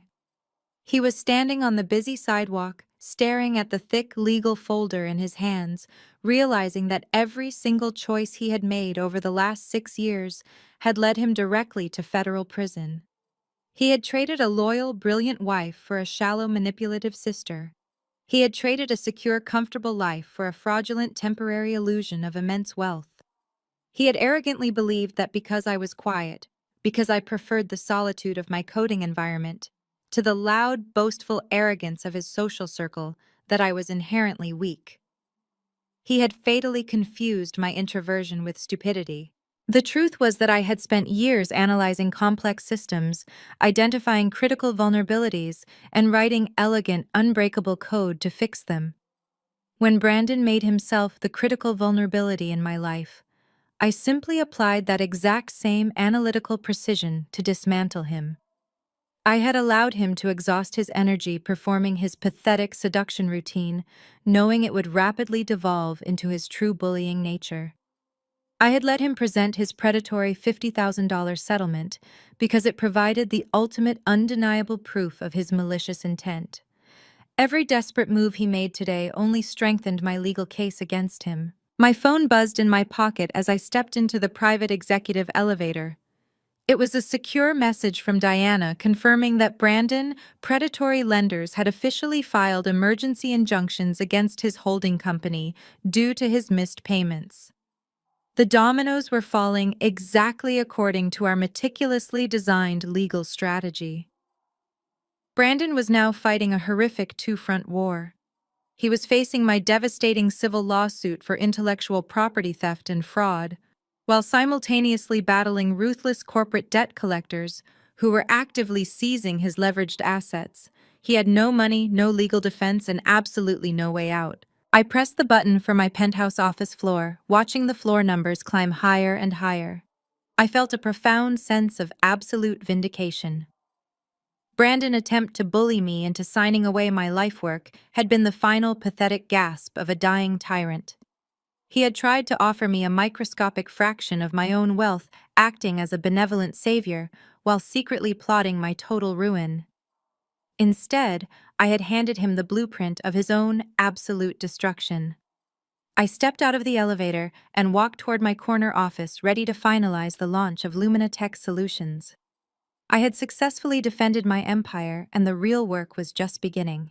Brandon stood rooted to the concrete outside the towering glass facade of Melanie Corporate Building. The heavy legal portfolio in his hands felt like a ticking explosive device. His breath came in short, ragged gasps as the sheer magnitude of his impending destruction finally crushed through his immense ego. He was not just a man who had lost a fortune. He was a man staring directly down the barrel of a federal indictment. Wire fraud, intellectual property theft, malicious forgery. The words printed on the pristine legal documents blurred together as a cold sweat broke out across his neck. If the authorities raided his home office and seized his hard drives, they would find the clumsy digital traces of the forged signatures and the fake LLC documents he had submitted to Apex Global. He was looking at decades in a federal penitentiary. He stumbled back to his illegally parked Porsche, collapsing into the driver's seat. His phone began to vibrate violently in the cup holder. It was a restricted number. The aggressive collection agency representing his bridge loan financiers had been calling him every 20 minutes since dawn. He had completely leveraged this car, the suburban house, and all his future earnings against a $39 million payout that was never going to arrive. He silenced the phone, his hands trembling so badly he could barely grip the leather steering wheel. He needed time. If he could just keep up the illusion of immense wealth for a few more days, he might find a sleazy defense attorney who could discover a microscopic loophole in Melanie Offshore Trust. He convinced himself that applying enough public pressure might force her to settle out of court just to make him go away. Brandon drove back to the suburban house operating entirely on pure adrenaline and blind panic. When he walked through the front door, the stark contrast between his internal terror and the atmosphere in the living room was incredibly jarring. The house was overflowing with massive shopping bags, designer dress boxes, and towering floral arrangements. Courtney and Beverly were sitting at the kitchen island, surrounded by glossy catering menus and expensive fabric swatches. They were in the final stages of planning the most extravagant engagement and baby shower the local country club had ever seen. The party was scheduled for the upcoming weekend, and they had invited over 200 of the wealthiest, most influential socialites in the city. Courtney looked up from a velvet-bound guest list, her massive 6-carat diamond ring catching the kitchen lighting. She asked Brandon why he looked so pale, complaining that he was ruining the celebratory mood. Brandon forced his facial muscles into a stiff, unconvincing smile. He swallowed the bile rising in his throat and lied with every ounce of arrogant charm he had left. He told them he was simply exhausted from dealing with the tedious corporate accountants at Apex Global.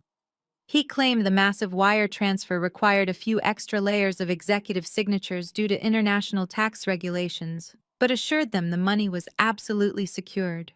He told Courtney she looked beautiful and kissed her cheek, fighting the intense urge to vomit. Beverly narrowed her eyes slightly, holding up a catering invoice for $15,000. She asked if they should delay the final vendor payments until the cash actually hit the checking account. Panic flared hot and bright in Brandon's chest. If they canceled the vendors, people would start asking questions. His creditors would smell blood in the water. He needed to maintain the absolute facade of a billionaire tech mogul to keep his desperate house of cards standing. He aggressively dismissed Beverly concern, pulling out his maxed-out high-limit credit card and tossing it onto the marble island. He ordered them to pay every single vendor in full and upgrade the champagne packages to the most expensive vintage available. He loudly insisted that this party was going to be the absolute crowning achievement of their new social status. Courtney squealed with delight, eagerly snatching the credit card and returning to her opulent planning. Brandon excused himself, claiming he needed to take an urgent call with his wealth management team. He locked himself in his home office and collapsed into his desk chair. The moment the door clicked shut, his confident facade completely melted away, leaving only raw, unadulterated terror. He frantically opened his laptop and began searching for ruthless defense attorneys who specialized in high-stakes intellectual property theft and federal fraud. He called 3 different law firms, pitching his fabricated story about a vindictive ex-wife trying to steal his legitimate corporate buyout. Every single attorney he spoke to asked for a massive upfront retainer, citing the extreme complexity of fighting a fully funded offshore trust. Brandon did not have $50,000 to secure a legal retainer. He barely had enough available credit to buy basic groceries. The walls of his home office felt like they were physically closing in on him. His email inbox pinged with a new urgent message. It was an official default notice from the bridge loan financiers, explicitly stating that emergency repossession injunctions were being filed. They were actively coming for the Porsche, the expensive designer jewelry, and the house. Brandon stared at the default notice, his vision blurring with hot tears of absolute panic. He could hear Courtney and Beverly laughing wildly in the kitchen, eagerly discussing exactly how jealous Melanie would be when she saw the beautiful photos from their upcoming country club party. He gripped his desk, his mind fracturing entirely under the immense, unyielding pressure. He decided to double down. He would attend the massive shower play, the triumphant wealthy provider, and corner Melanie publicly. He deluded himself into believing that threatening to drag her new corporate reputation through the mud would eventually break her resolve completely. He adjusted his wrinkled suit, preparing to eagerly march his entire arrogant family directly into an inescapable public slaughter. The Oakmont Country Club was a sprawling monument to extreme wealth and desperate social climbing, making it the absolute perfect venue for the grand illusion my family had constructed.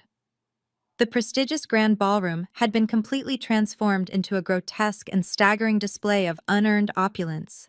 Massive, intricate ice sculptures, shaped like soaring swans, guarded the mahogany entrances, slowly melting under the heat of heavy, imported crystal chandeliers.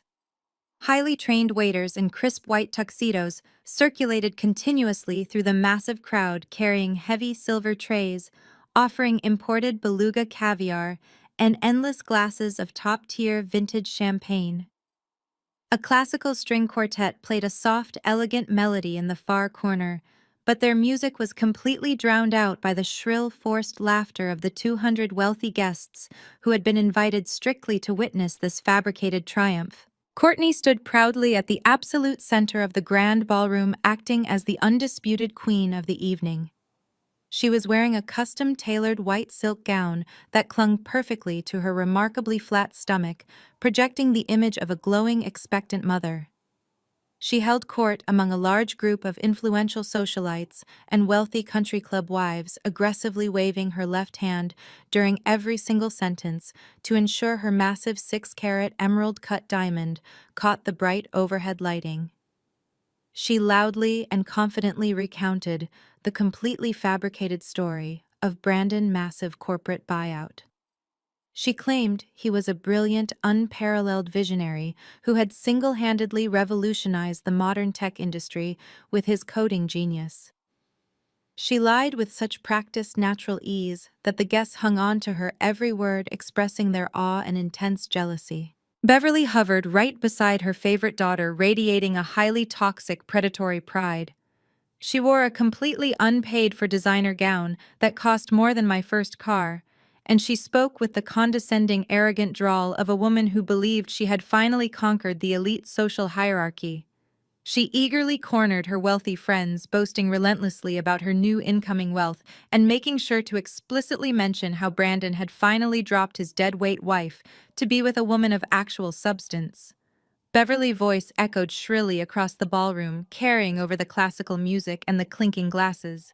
She was deliberately entertaining her audience with highly exaggerated malicious tales of my supposed utter demise. Beverly loudly claimed that I was currently living in a squalid, dangerous motel on the edge of town, begging for basic handouts, and completely unable to cope with my own catastrophic personal failures. She told the captivated guests that I had dropped out of college because I lacked the basic intellectual capacity to succeed in the real world, and that my pathetic attempts at software coding were nothing more than a desperate, sad plea for attention. Courtney eagerly chimed in, leaning toward the gossiping women and laughing sharply as she told them that some people are simply born to be stepping stones for actual winners. They were completely intoxicated by their own malicious lies, feeding ravenously off the shocked gasps and sympathetic murmurs of their wealthy captive audience. They truly believed they were untouchable, standing at the very pinnacle of high society. While Courtney and Beverly reveled in their fraudulent glory, Brandon stood near the crowded open bar, sweating profusely through his expensive tailored suit. He gripped a heavy crystal tumbler of dark whiskey, tossing the burning liquid back with terrifying, chaotic speed. His secure smartphone vibrated violently in his suit pocket every few minutes. Each aggressive buzz was another automated default alert from his ruthless bridge loan creditors, informing him of impending asset seizures. He forced a rigid, terrifying smile onto his face whenever a guest approached to congratulate him on his corporate success, nodding mechanically while his internal reality completely collapsed into dust. He felt like a condemned man standing directly on a trapdoor, waiting for the executioner to pull the heavy lever. Brandon kept glancing nervously toward the grand entrance, desperately hoping to figure out a way to escape the impending public slaughter he had orchestrated for himself. His chest heaved with quiet, suppressed panic attacks. He knew the massive catering bills, the floral arrangements, and the designer clothes were all charged to credit accounts that were currently defaulting. He watched Courtney order another bottle of exclusive champagne for her friends, his stomach twisting into violent knots.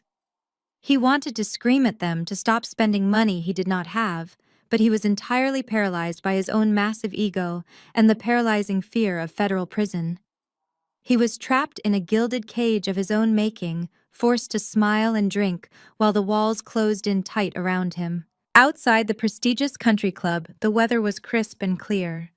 The heavy wrought iron gates of the exclusive property swung open to admit a vehicle that immediately commanded the attention of every single valet on duty. A sleek, pristine black Maybach glided smoothly up the circular brick driveway, its tinted windows reflecting the warm glow of the estate exterior lighting. The vehicle rolled to a silent, perfect stop, directly in front of the grand mahogany entrance doors. The head valet rushed forward, his white-gloved hands reaching out to pull the heavy passenger door open. He expected a high-profile celebrity or a massive corporate titan to step out onto the plush red carpet rolling down the steps. I stepped out of the luxurious vehicle and my polished designer heels clicked sharply against the pavement. I did not look like a broke, defeated college dropout living in a cheap motel. I did not look like a woman who had been thrown out of her home with exactly $500 to her name. I looked like absolute refined power. I was wearing an impeccably tailored high-end midnight blue designer suit that hugged my frame with sharp, aggressive lines. The fabric was immaculate, radiating a quiet, undeniable wealth that made the flashy logos and unpaid-for gowns inside look incredibly cheap by comparison. My hair was styled in a sleek, flawless blowout, and my makeup was sharp, calculated, and totally unyielding. I carried a single, elegant leather clutch that contained all the legal documentation necessary to burn their entire fabricated world straight to the ground. I did not rush. I walked up the wide stone steps with the measured, confident stride of a woman who literally owned everything in her path. The valets and club staff respectfully stepped aside, lowering their heads slightly as I passed through the heavy mahogany doors and into the grand lobby. The air inside the lobby was thick with the scent of expensive floral arrangements and high-end perfumes. I could hear the loud thumping bass of the party music and the chaotic roar of 200 guests celebrating a lie. I walked directly toward the massive double doors leading into the grand ballroom. Two uniformed attendants hurried to pull the heavy doors open for me, their eyes wide with respect for the undeniable aura of authority I projected. The heavy doors swung open, revealing the grotesque spectacle inside. I stepped over the threshold and into the grand ballroom, my posture perfectly straight, my chin held high.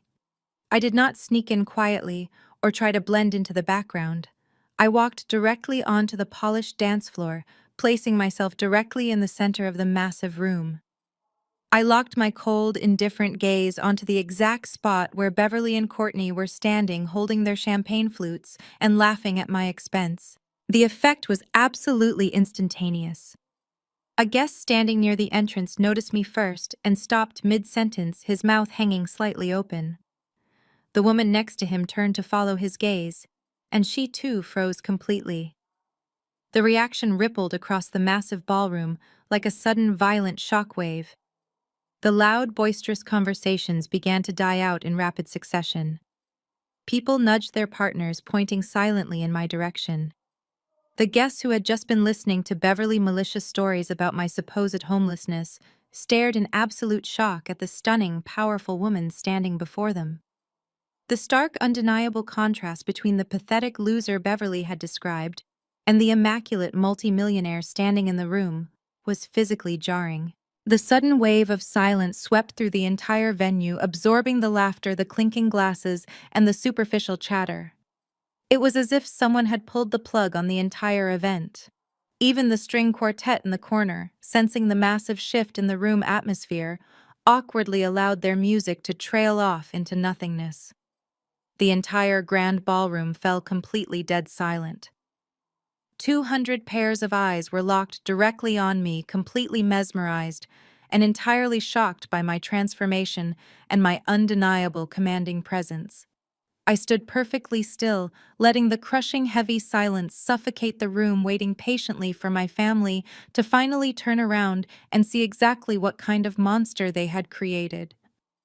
The air felt completely electric, charged with the undeniable absolute promise of their rapid and total destruction. The heavy silence hanging over the grand ballroom finally broke when Beverly pushed her way to the front of the crowd. The absolute shock on my mother face rapidly morphed into a twisted mask of violent outrage. She could not comprehend how the broken woman she had discarded was now standing before her, radiating absolute power and undeniable wealth. Beverly marched directly across the polished dance floor, her designer heels stomping aggressively against the hardwood. She stopped inches from my face, her eyes practically bulging out of her head with raw, unchecked fury. She immediately began screaming at the top of her lungs, completely abandoning her carefully crafted high society persona. She demanded to know what I was doing crashing this private event, calling me a pathetic, jealous failure who could not stand to see my younger sister finally get the life she deserved. Beverly frantically waved her hands, signaling for the country club security guards stationed near the entrance. She loudly ordered them to grab me and throw me out, claiming I was an unstable trespasser trying to ruin a beautiful celebration. The security guards took a few hesitant steps forward, but stopped completely in their tracks when I leveled a cold, razor-sharp glare at them. They recognized the undeniable authority in my posture and the expensive tailoring of my midnight blue suit. They saw a woman who looked like she could buy the entire country club and fire everyone in it. Courtney rushed up beside our mother, eager to join the public humiliation. My younger sister sneered, her face twisted with profound arrogance. She aggressively thrust her left hand directly into my personal space, waving her massive 6-carat emerald-cut diamond ring right in front of my eyes. She laughed a sharp, mocking sound, telling me I was absolutely delusional if I thought putting on a nice suit would change the fact that I was a complete loser. She loudly bragged that Brandon had bought her this flawless diamond because she was actually worth it, and that I was just a bitter, jealous ex-wife desperately trying to steal her spotlight. I did not flinch or react to the massive diamond she was shoving in my face. I knew with absolute certainty that the diamond was completely unpaid for, entirely financed by a predatory bridge loan that was currently defaulting. I looked at Courtney and then at Beverly, letting a slow, chilling smile spread across my face. I did not say a single word. Instead, I stepped smoothly around my mother, brushing past her rigid shoulder, and walked deliberately toward the elevated stage, where the string quartet had been playing. The crowd parted for me like the Red Sea. Wealthy socialites and influential business owners stepped back, giving me a wide, clear path to the stage. They were completely captivated by the intense drama unfolding before their eyes. I walked up the 3 carpeted steps and stood directly behind the elegant microphone stand. The string quartet musicians had wisely retreated to the back of the stage, leaving me in absolute command of the entire room. I reached out and tapped the microphone once. The sharp electronic thud echoed loudly through the massive ballroom, commanding the immediate, undivided attention of every single person present. I adjusted the microphone stand to my height, smoothing the lapels of my tailored suit jacket. I looked out over the sea of faces, locating Brandon near the open bar. He looked like a man standing on the edge of a steep, terrifying cliff, his face completely devoid of color, his hands gripping a crystal tumbler so tightly his knuckles were stark white. He knew his entire fabricated empire was about to be burned to the ground. I took a deep, steady breath and leaned into the microphone. "Good evening, everyone," I began, my voice ringing clear and perfectly calm through the state-of-the-art sound system. I apologize for interrupting this lavish celebration, but I felt it was incredibly important to clarify exactly what you are all celebrating here tonight. My mother, Beverly, and my sister, Courtney, have spent the last month telling you a fascinating story about a massive corporate tech buyout. They have told you that Brandon is a brilliant software visionary who recently sold his company for tens of millions of dollars. They have painted a beautiful picture of sudden extreme wealth and unlimited success. I paused, letting my words sink into the silent, captivated crowd. I locked eyes with Brandon, watching his chest heave with suppressed panic. "It is a highly entertaining story." I continued, my tone dropping to a sharp, dangerous level. "But it is entirely fabricated. Brandon did not create any software. He is not a tech visionary. The accessibility software plugin that sparked this massive corporate interest was entirely designed, coded, and built by me. I spent 3 years developing that program from scratch, while Brandon constantly told me it was a worthless waste of time. What Brandon actually did was secretly forge my legal signature. He committed blatant corporate fraud by creating a shell company and illegally licensing my stolen intellectual property to Apex Global behind my back. The entire ballroom erupted in collective shocked gasps. People turned to stare at Brandon, who was visibly shaking near the bar. Beverly let out a loud, dramatic screech, demanding that someone cut the microphone feed, but the club staff remained completely frozen, entirely mesmerized by the unfolding spectacle. I did not stop. I raised my voice slightly, cutting through the rising murmurs of the crowd. When Apex Global initiated their buyout, they conducted rigorous corporate due diligence. Their forensic legal team easily discovered Brandon's sloppy amateur forgery. They instantly froze his fraudulent shell company out of the entire acquisition process to avoid acquiring stolen assets. He was permanently locked out. Brandon has absolutely zero money coming to him.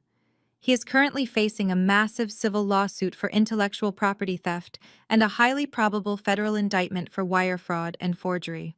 The man you are all celebrating tonight is nothing more than a desperate cornered criminal.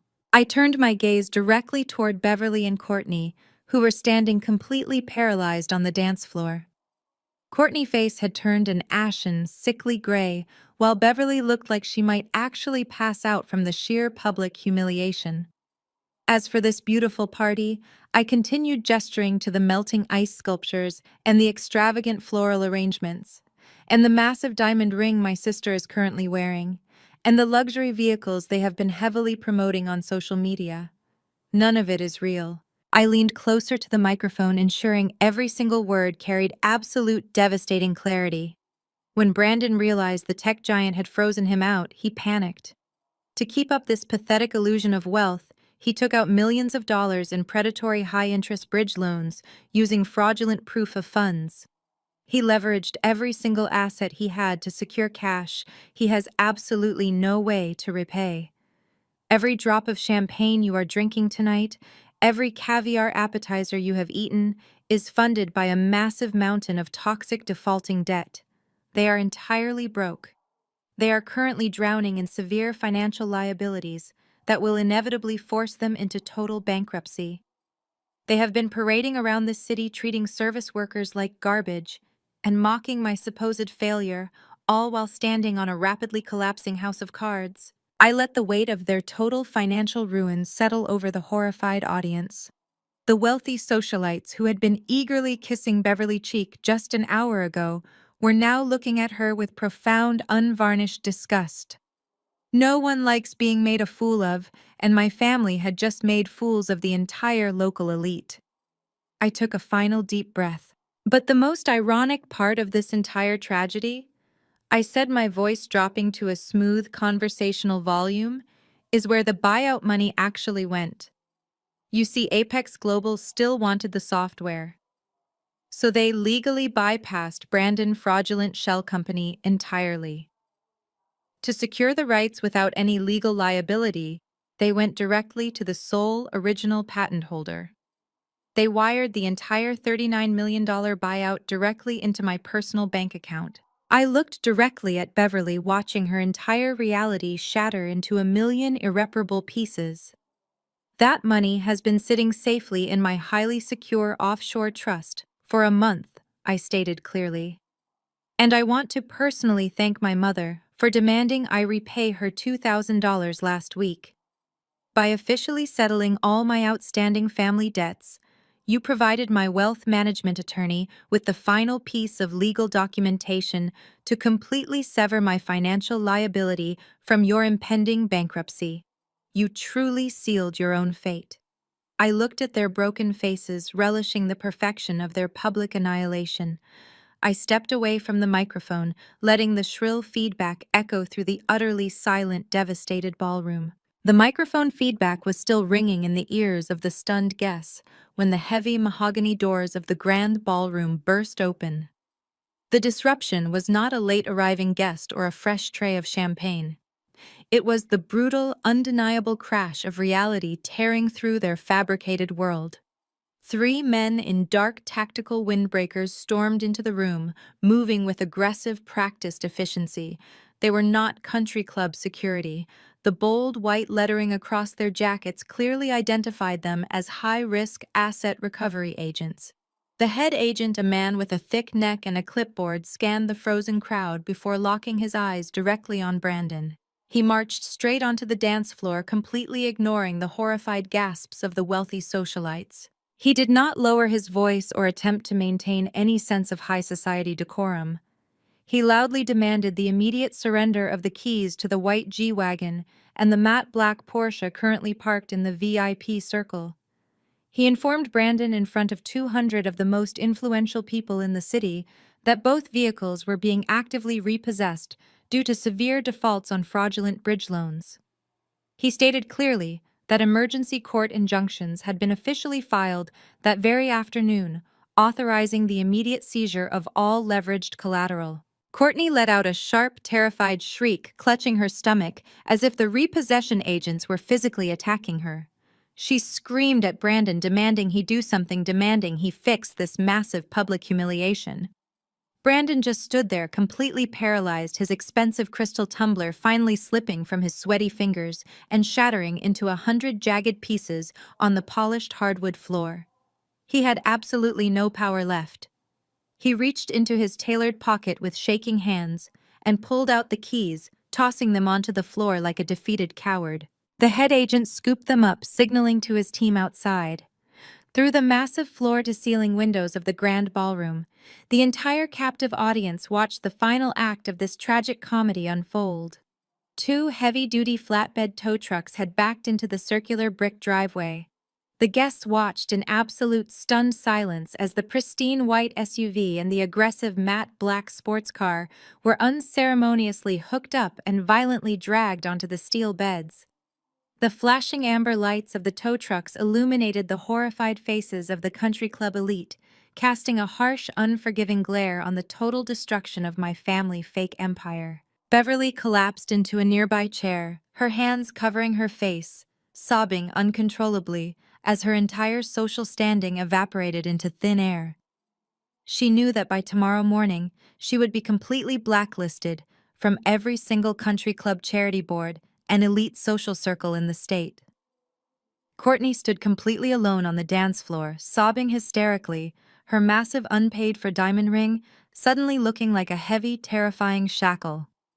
The guests began to aggressively murmur among themselves, pulling out their phones to text their friends outside the club, rapidly spreading the news of the spectacular collapse. I did not stay to watch them suffer any further. I had delivered exactly what I promised. I turned my back on the absolute wreckage and walked calmly out of the ballroom, leaving them to face the catastrophic, undeniable consequences of their own malicious greed. 3 months passed before the absolute finality of their destruction was permanently cemented into public record. The crisp autumn wind sweeping through downtown Seattle perfectly matched the cold, brutal reality that had violently consumed my former family. Brandon arrogant house of cards did not just collapse, it was pulverized into fine dust by the relentless aggressive machinery of the federal justice system. The predatory bridge loan financiers had completely gutted his assets within 72 hours of the disastrous country club incident. They seized the suburban house, emptied his personal checking accounts, and liquidated his remaining meager investment portfolios to cover a fraction of his rapidly defaulting high-interest debt. But the civil financial ruin was merely the opening act of his total annihilation. The United States Department of Justice officially unsealed a devastating 42-page federal indictment against him. He was formally charged with 5 counts of felony wire fraud, criminal forgery, and grand intellectual property theft. I watched the local news broadcast of his arraignment from the quiet comfort of my luxury penthouse. The man walking up the concrete courthouse steps in heavy metal handcuffs bore absolutely no resemblance to the slick, arrogant tech mogul who had tried to bully me on the sidewalk. His custom-tailored designer suits had been confiscated by federal authorities. He wore a cheap, ill-fitting gray detention uniform, his face incredibly gaunt, pale, and covered in a patchy, unkempt beard. The absolute terror in his wide eyes was broadcast in high definition across the entire state for everyone to see. Because his assets were entirely frozen and aggressively seized, he could not afford the massive retainers required by elite corporate defense attorneys. He was assigned an overworked public defender who took one single look at the overwhelming mountain of forensic digital evidence provided by Apex Global and immediately advised him to surrender unconditionally. Brandon's fragile ego finally broke completely under the crushing weight of inevitable federal prison time and undeniable guilt. He accepted a brutal binding plea deal, pleading guilty to all major charges to avoid a lengthy, highly publicized trial that would only increase his sentence. He was facing a mandatory minimum of 12 years in a maximum security federal penitentiary without the possibility of early parole or appeal. He had traded a loyal, brilliant wife and a comfortable, stable life for a concrete cell, a metal toilet, and a permanent, devastating criminal record. The man who had mocked my supposed failure was now nothing more than a convicted felon, completely stripped of his freedom, his wealth, and his dignity. He would spend the next decade of his life completely locked away from the world he desperately tried to conquer. His name became a cautionary tale in the tech industry, a permanent stain on the corporate landscape. He had lost everything, his freedom, his reputation, and his future, purely because his boundless greed completely blinded him to his own overwhelming incompetence. While Brandon was locked away awaiting his formal sentencing, Courtney and Beverly were left entirely alone to navigate the catastrophic wreckage of their vanity-fueled spending spree. The glittering illusion of their incoming tech wealth had completely evaporated, leaving behind a terrifying, suffocating mountain of inescapable debt. During their month-long delusion, they had aggressively charged hundreds of thousands of dollars to high-limit credit cards and signed binding personal guarantees for luxury goods they could not actually afford. The massive 6-carat emerald-cut diamond ring Courtney had eagerly shoved in my face was forcibly repossessed by a furious high-end jeweler who arrived at their door with armed security and a court order. The prestigious boutiques where Beverly had arrogantly demanded personal shoppers and private viewing rooms officially banned them from the premises, handing their unpaid, exorbitant invoices directly over to aggressive corporate debt collection agencies. The massive catering venue and floral bills from their disastrous country club engagement party went into immediate severe default, compounding daily with massive late penalties. The collection calls began ringing from dawn until dusk, relentless automated voices and angry agents demanding immediate payment for a luxury lifestyle that had never truly existed. They desperately tried to return the expensive silk gowns, the imported cashmere coats, and the exclusive designer handbags. But high-end retail stores do not offer cash refunds for items purchased with fraudulent credit limits or visibly worn to public social events. Courtney was forced to sell her remaining authentic jewelry to predatory downtown pawn shops for absolute pennies on the dollar just to afford basic weekly groceries and prenatal vitamins. The crushing, relentless anxiety of their severe financial reality rapidly deteriorated their once tight-knit, toxic relationship. They spent their days screaming at each other in the echoing hallways of their rapidly emptying home, each blaming the other for their spectacular downfall and profound misery. The suburban house that Beverly had prized above all else, her ultimate symbol of high society status and maternal superiority, was aggressively foreclosed upon by the primary mortgage lender. She had secretly taken out a massive, risky second mortgage to help fund Brandon's initial legal defense before realizing his criminal case was entirely hopeless and the money was totally gone. When the bank eventually served the official eviction notice, they were given exactly 10 days to permanently vacate the prestigious property they had once proudly called their own. They scrambled desperately to pack their remaining belongings, stuffing their ruined designer clothing into cheap cardboard boxes, while foreclosure agents stood menacingly in the driveway, monitoring their every single move. The beautiful nursery Courtney had bragged about decorating remained completely empty, a stark, depressing reminder of the fraudulent promises that had destroyed their lives. Every single asset they possessed was legally seized, leaving them with absolutely zero financial safety net to fall back on. Their credit scores were completely obliterated, ensuring they could not even secure a standard auto loan or basic apartment lease without facing immediate rejection from absolutely every single financial institution in the state. Beverly tried desperately to reach out to her wealthy country club friends, begging them for emergency bridge loans or even a temporary place to stay while they figured things out. She quickly and painfully discovered that high society friendships are entirely conditional and utterly fragile, built solely on mutual wealth and superficial status. The women who had eagerly listened to her malicious gossip and toasted her supposed success completely abandoned her the exact second the fraud scandal broke on the evening news. The country club board of directors officially revoked her long-standing membership, citing the massive public embarrassment of the vehicle repossession incident and her severely unpaid membership dues. Her desperate phone calls went straight to voicemail. Her frantic, pleading text messages were left unread and entirely ignored. Former friends actively crossed the street to avoid walking past her in the local grocery store, refusing to make eye contact or acknowledge her existence. The total social isolation was absolute punishing and entirely inescapable. They were completely toxic pariahs in the very community they had tried so ruthlessly to dominate and control. With absolutely no money, no remaining liquid assets, and no friends willing to help, they were forced to hire a cheap discount moving company to hastily clear out the foreclosed suburban home.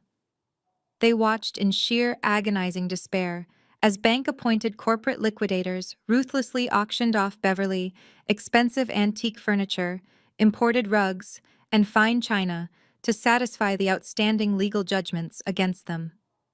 Stripped of all their worldly possessions, they were forced to rent a tiny, cramped two-bedroom apartment in a run-down, decaying complex on the far industrial edge of the city. It was exactly the kind of squalid, depressing living situation Beverly had maliciously mocked me for supposedly inhabiting just a few months prior. Courtney, now heavily pregnant, spent her days crying uncontrollably in a cramped, humid bedroom, entirely abandoned by her fraudulent criminal husband and completely rejected by her former glamorous social circle. The wealthy, effortless future she had eagerly betrayed her own sister to secure had permanently transformed into a claustrophobic, waking nightmare of crushing poverty and inescapable public shame. Beverly, who had built her entire rigid identity on projecting an image of flawless suburban superiority, was severely reduced to aggressively clipping coupons and actively dodging daily calls from relentless collection agencies. They had spent years dedicating their lives to trying to make me feel small, insignificant, and destitute. Through their own unrestrained malicious greed and boundless blinding arrogance, they had manifested that exact miserable, terrifying reality entirely for themselves. They were utterly trapped in the miserable consequences of their own actions, completely isolated in their absolute ruin. Every single day was a brutal reminder of the incredible wealth and comfort they had carelessly thrown away, simply to indulge their petty cruelty. Their punishment was not just the complete loss of their financial stability, but the permanent, inescapable knowledge that they had actively engineered their own spectacular and irreversible downfall, perfectly handing me the ultimate satisfying absolute victory. I sat at my massive mahogany desk, reviewing launch protocols for our newest accessibility suite. My company had just grown exponentially. The initial $39 million capital injection allowed me to hire the brightest minds in the industry. We were actively changing the digital landscape, and I was the undisputed architect of that transformation. I wore a tailored crimson blazer projecting absolute authority. My mind was focused entirely on the future, unburdened by ghosts of my past. My intercom buzzed, cutting through the silence. It was my head of security, a former military officer named Reynolds. His voice was strictly professional but carried a faint trace of tension. He informed me 2 women were causing a disturbance in the lobby. They were aggressively demanding to speak with the chief executive officer, refusing to leave. They claimed to be my mother and sister. A profound sense of absolute calm washed over me. I did not feel the familiar spike of anxiety that used to accompany interactions with my toxic family. I simply felt the cold, detached curiosity of a scientist observing a failed experiment. I told Reynolds I would be right down. I smoothed the lapels of my crimson blazer and walked confidently toward the private executive elevator. The ride down took exactly 45 seconds.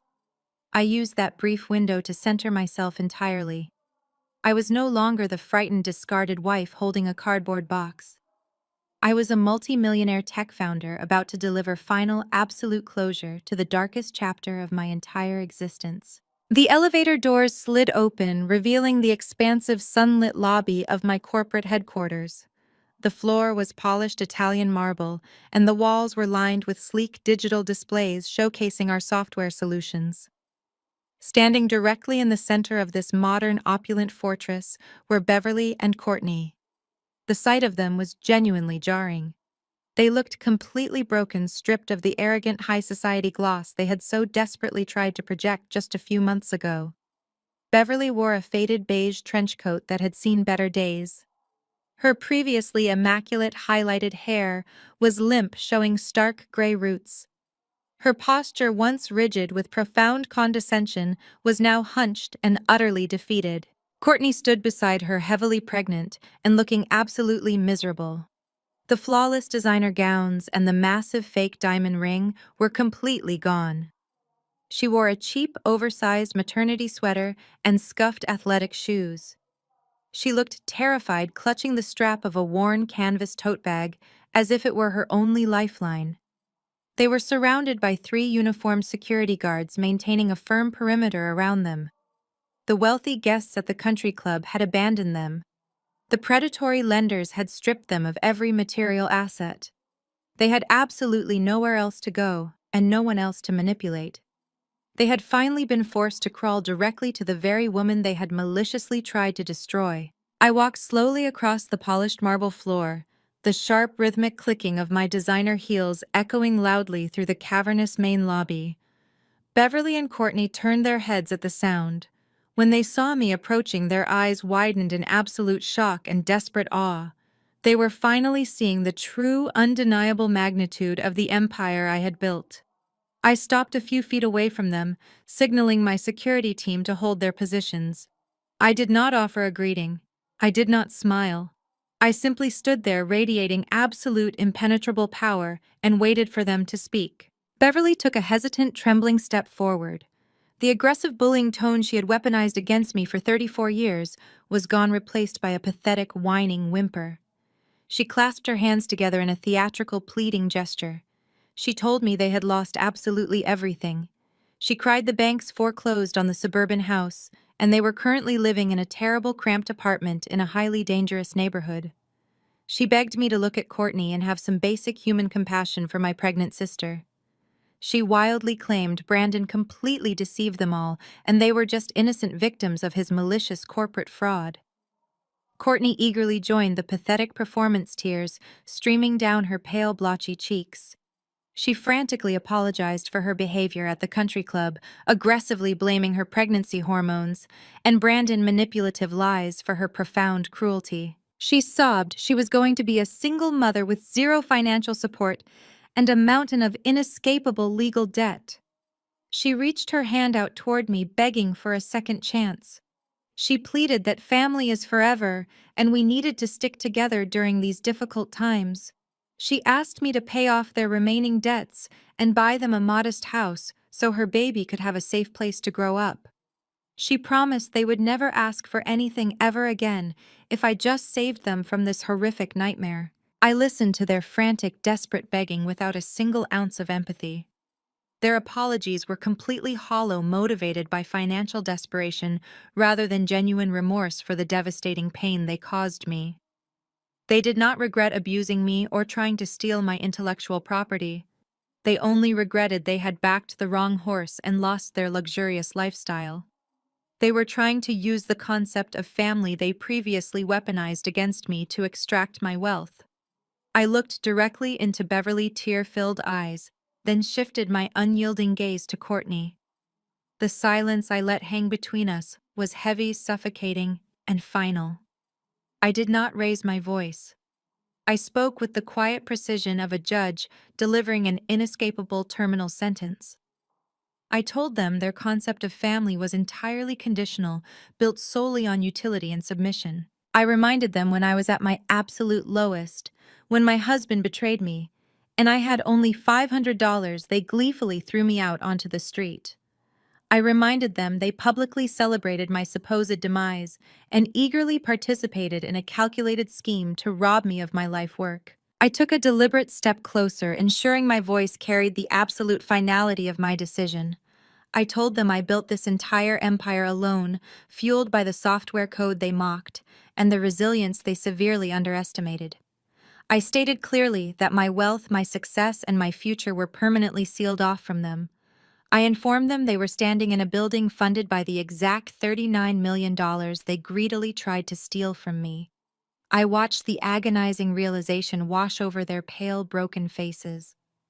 They finally understood there was absolutely no manipulation tactic, no fake tear, and no desperate plea that could possibly penetrate the fortress I had constructed around my heart. Beverly let out a loud, tragic sob, reaching out to grab the sleeve of my crimson blazer.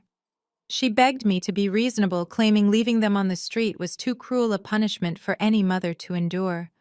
She cried they had nothing left and nowhere to go. I looked at the woman who spent my entire life making me feel inherently worthless. I looked at the sister who eagerly stole my husband and actively plotted my absolute ruin. I felt a profound, deeply satisfying sense of total closure. I delivered the final devastating blow, perfectly echoing the exact cruel words my mother had used against me in the very beginning. Be realistic, I said, my voice steady and cold as ice. You need to pack your bags. I turned my back, severing the toxic tether binding me to their malicious greed for over 3 decades. I looked at Reynolds, giving a single private, sharp nod. The security team stepped forward, forming an impenetrable wall of uniforms between me and the sobbing women. Reynolds firmly instructed them to exit the premises immediately, informing them any future attempts to enter the building would result in arrest for criminal trespassing. I walked away, the chaotic sounds of their forceful removal fading into the background. I stepped inside the private metal car, pressing the button for the top floor. The doors slid shut, permanently locking away the pathetic remnants of my former family. The ride up to the penthouse office felt incredibly light. I stepped out into my corporate sanctuary, walking directly toward the massive floor-to-ceiling windows wrapping around my corner office. The vibrant city stretched out endlessly below me, bathed in the warm light of the late afternoon sun. I placed my hands on the cool glass, looking down at the busy intersections. I was no longer a victim trapped in a dark basement desperately seeking validation. I had successfully transformed my deepest trauma into a powerful, unstoppable empire. I faced the ultimate betrayal and emerged with impenetrable strength. I took a deep, steady breath, filling my lungs with the fresh, clean air of total victory. My future was entirely mine to command and undeniably brilliant. When you spend your life desperately seeking validation from people who are fundamentally incapable of giving it, you hand them the pen to write your story. For years, I allowed my mother's harsh criticisms, my sister's selfish entitlement, and my ex-husband's calculated gaslighting to convince me I was nothing more than a failure. But the truth is, toxic people don't belittle you because you lack worth. They do it because they are terrified of what will happen when you finally realize your own power. The greatest lesson I learned wasn't just how to protect my assets or navigate corporate law, it was the profound strength of silence and emotional detachment. When you are betrayed by the very people who should protect you, your first instinct is often to scream, to defend yourself, to prove them wrong. But arguing with narcissists only feeds their egos. The most devastating response you can give them is absolute indifference. While they exhausted their energy projecting a fraudulent image of success and trying to tear me down, I used my energy to quietly build an undeniable empire. Never let anyone else's narrow, selfish perspective dictate your reality. Your quiet dedication is not a failure, and walking away from toxic family members is not a weakness. It is the ultimate act of self-preservation. Let them have their illusions while you build your reality. Have you ever been pushed to your absolute breaking point by the people who were supposed to be your family? How did you find the courage to finally walk away, set boundaries, and build your own empire? Share your story in the comments below. I read every single one. If my journey to claiming my worth and protecting my peace resonated with you, please hit that like button and subscribe for more stories of surviving betrayal and taking back your power. Remember, the best revenge isn't destruction, it's phenomenal, undeniable success.